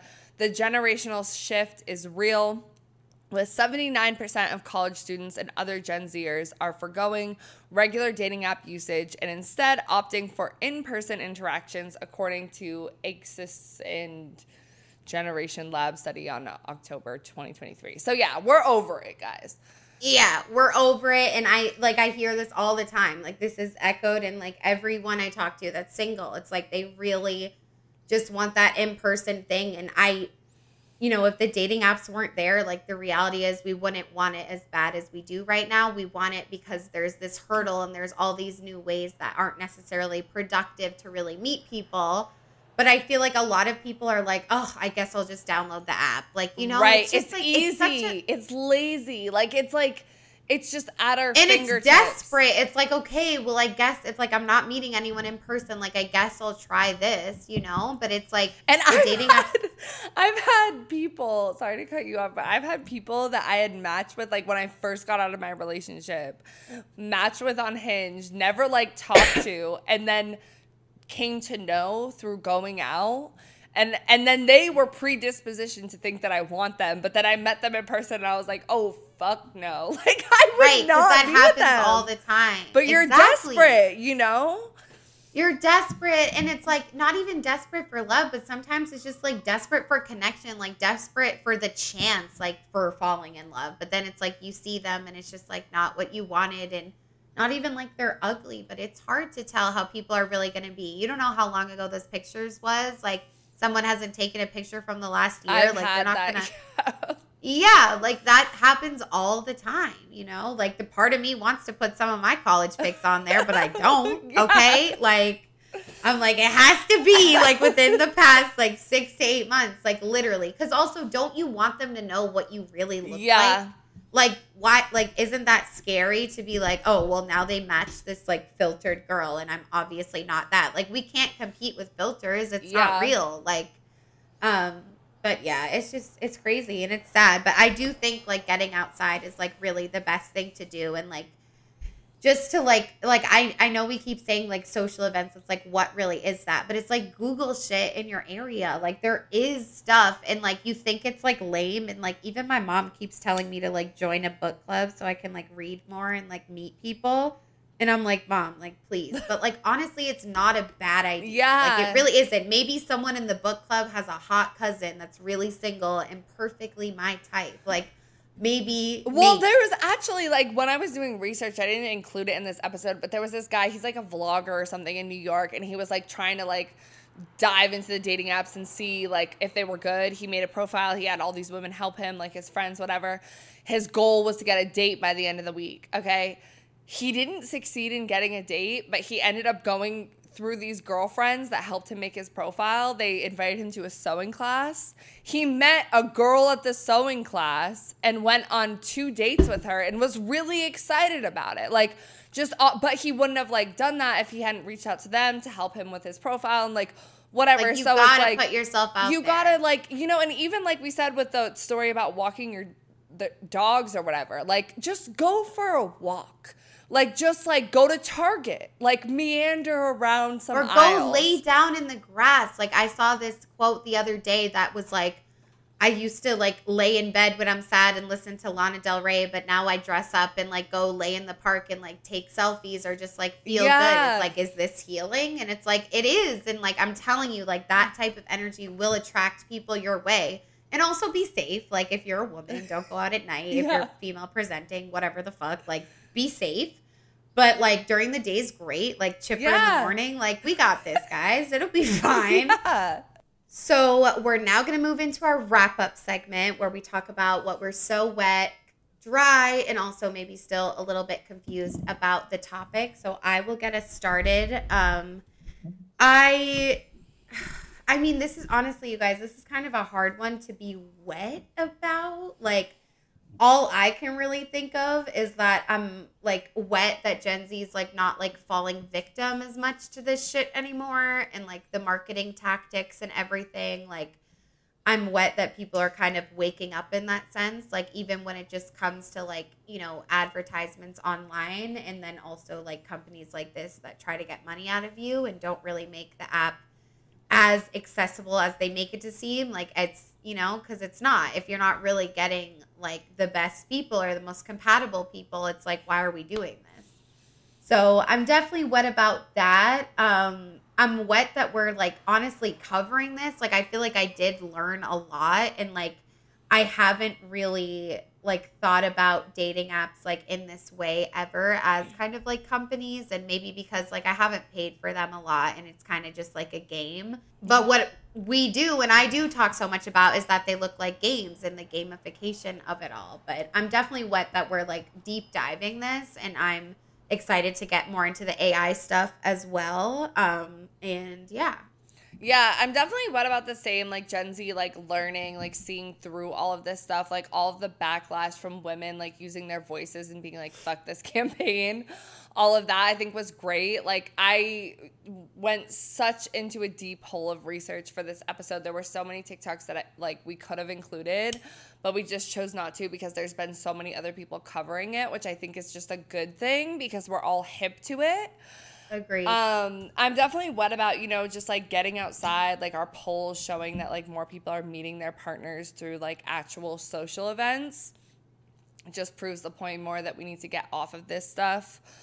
And yeah, I guess I'm just wet about, like, us knowing about it. Like, that's really I know, there's it. really not too much to be wet about. Yeah. Like, this definitely was an episode where we were kind of, like, uncovering this information that isn't, like, readily available to us, like, besides, like, the Bumble campaign that was, like, in our face and like all this stuff. But I mean, I don't know, like, I doubt so many people know about the whole journey and, like, the face of Bumble and that a guy was behind it and Mykonos. Well, and all I that will say, shit. like, I'm a little wet about, even as fucked up as the campaign is, like, at least it's lifting the veil of, like, they're being a little more straightforward. They really are. You know? So, like, I guess, like, even though the whole campaign is dry as fuck, I'm at least wet about, like, they're being more authentic. I don't know. Yeah. Yeah. And I think for dry, I mean, like, the obvious is just, like, all of it and, like, the commodification of dating, the state we're living in. But it's, like, more specifically, like, I definitely think the Bumble, the women have to message first, the sort of feminist that's not really feminist type of vibe, like, that definitely, like, sucks, you know, just another one of those situations. Happens all the time at this point. But definitely dry about that whole situation specifically. And I think just overall dry about this, like, cultural shift that we're in, because it's like, you think about the history of matchmaking, like what we started with the episode, it's like, yes, it is still kind of capitalistic, but, like, it's fine. Like, I don't know, it doesn't seem that bad. Yeah. Well, in my opinion, but I think putting it on the apps and, like, making it so, like, like accessible and just like everywhere, and it's like become like the only way to find someone or whatever. Like I think that this whole state that we're living in is like horrible. I just mean like with the matchmaking, like I mean, I don't know like that much about like cultures and like all the different types of matchmaking. Like I'm not really talking about that, but just like going online with those websites and like filling out a thorough questionnaire. Like I don't think anything's, because then it's like obviously you really want to do it if you're like taking the time, you know? I definitely agree. Like the ones that are like more of a matchmaking process where it's like you're filling out prompts, you're putting all this stuff, like matchmaking as an industry, I think I'm still a little bit dry about, just because of like all the religious, like racial, ethnic, like social status, all of those things behind it. Like it seems like a way to like keep society functioning in the systems that it's been functioning in, and I would think that the algorithms are doing that as well. Dry about the whole like business aspect of things, and like how they're literally like getting us addicted to these apps, how it's like created such a like confusing environment for dating for us, because it's just like, I don't know, like this is what we grew up with. Like as soon as I was old enough, I was ready to fucking download Tinder, and I don't think that's like taught us how to date in the best way. So like dry about all of that, dry about that fucking Russian billionaire, dry about the campaign, like dry about a whole bunch in this episode, honestly. And I feel like it's like, rightfully so, it's like still confused on like where to really go from here, because like yes, like getting outside and like being more immersed in the world, and like I do believe that if you want to find someone and take dating seriously, like you can't just sit back, like you do have to like prioritize it, unfortunately, and like put yourself out there in a situation to meet people. But it's just like, it's just still so hard, like dating just in general right now. And I think it's like, especially as women that like do have that societal pressure to like find someone before they're 30 or like whatever, which is like such complete bullshit. Like obviously I don't think you need to do that, but it's like, I don't know, it's just stressful. And I wish like we had more of an answer for you guys, but it's kind of just like, we all need to just like figure it out together. And I don't know if like boycott, like I would love to boycott the apps, and we all just like get off the apps. Like right, like I'm like, I really don't think it's like necessary to meet people, but at the same time, you know, people have, you know, but I would argue it's like, well, the people that met on Bumble, like it's like they could have just met on Instagram too. Like I don't know. For confused. So where do we go? Where do we go? Yeah, I'm confused about a lot. So, like, first, I'm confused about, like, where they're going, where the state of dating apps is going, and, like, if they're going to be able to be more transparent, if there's a new dating app that's going to, like, fill this gap in the market. Like, I think the business side of things is very interesting to me. Like, maybe, Like, how are we going to address this? Because I think people are still going to want to have apps and, like, meet people online. I think I'm also... I don't know, like, as someone who does marketing for a living, like, this whole thing, like, I get so fascinated by these company deep dives, because, like, working in marketing, there's such a disconnect so much of the time between, like, usually marketing people are creative. They're storytellers. They, like, are more in touch with the current culture, and they're very disconnected from the product side of things. And, like, I think that's where, like, a lot of, like, art school people have, like, ended up in marketing, because, like, there's no other real place for you to make money. So, like, I guess I'm confused about, like, what the future of, like, marketing is. And, like, it makes me really think about, like, I know in my job I try to practice, like, actually telling storytelling that is truthful, and how we can, like, do that and market dating apps in a way that's, like, actually transparent, because I think that's what Gen Z really wants. And also managing those two audiences of, like, you're marketing to customers, but, like, you're also marketing to, like, businesses. That's confusing to me. Also, the side of things with Whitney Wolfe Herd, like, she's a very interesting person to me. One, because, you know, she's a white woman. She's a CEO. She built this billion-dollar business. She's very successful by every, like, means of the word. And, like, she was a marketing person. Like, I think in a lot of ways she was taken advantage of. So, like, is she to blame? Is she not? Like, the whole girl boss era, like, all of that is so confusing to me. Like, for women to progress and to get to a place where we would have an app that was actually funded for the purpose of, like, building women and like dating on our terms, all of that, would that even be possible in the 2010s without it being funded by a misogynistic ass man? I don't think it would have been, you know? So it's like, I don't think like you say, the Matrix and all this stuff, like what perfect world, like maybe I feel like this stuff had to have happened for us to like think the future and beyond. So like that's kind of confusing to me. And lastly, I don't know. I guess just like how you said, like, what do we do about this? Like, do we boycott all of them? Do we still use them? I think there's still a place for them. Like, we still want hookups, like all of that. But and I'm not even sure that there could be a successful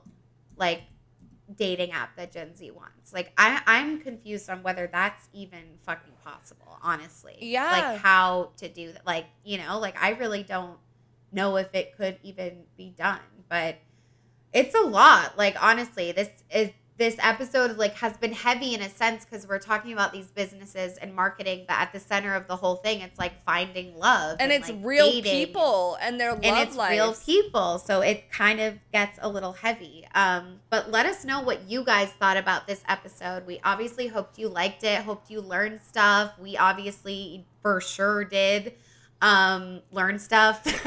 So let us know if you liked it. If you're watching and listening on YouTube, make sure you do comment and subscribe and leave us a comment. You know, any feedback, like anything you just want to share. Like, we love to engage with y'all in the comments. And if you're listening on another platform, make sure you follow. Give us a 5-star rating on Spotify or iTunes, or 4-star, like whatever, we're fine.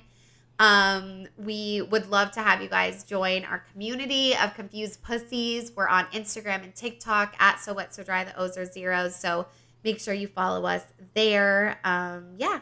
Yes, and also, even if you guys are not listening on Spotify, the only way we have to support us right now, we don't have a Patreon, but we do have Spotify listener support at the bottom in the description of every single episode, no matter what platform you're on. We have 99 cents, $4.99, or $9.99 a month. Like we talked about earlier in this episode, it gets iffy as a creator. Like, we don't really want to work with Bumble right now. Not that they would really want to work with us. Our audience isn't big enough. But, you know, support from you guys is really huge.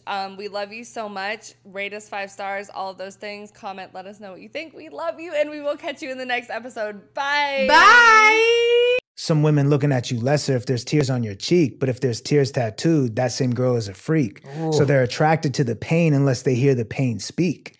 So it's like, it's really interesting because when you talk to women, so good. Thank you. But it's like when you talk to women and you like kind of see where their head's at, you see that they kind of like, a lot of women want this sort of rough and rugged guy who's like, he's tough and all these things, but like you don't want him to talk about it because now he's soft. But it's like, so you want him to have some pain, because that's what makes him the rough and rugged, you know, but you just don't want to hear about it. And so where does he go then?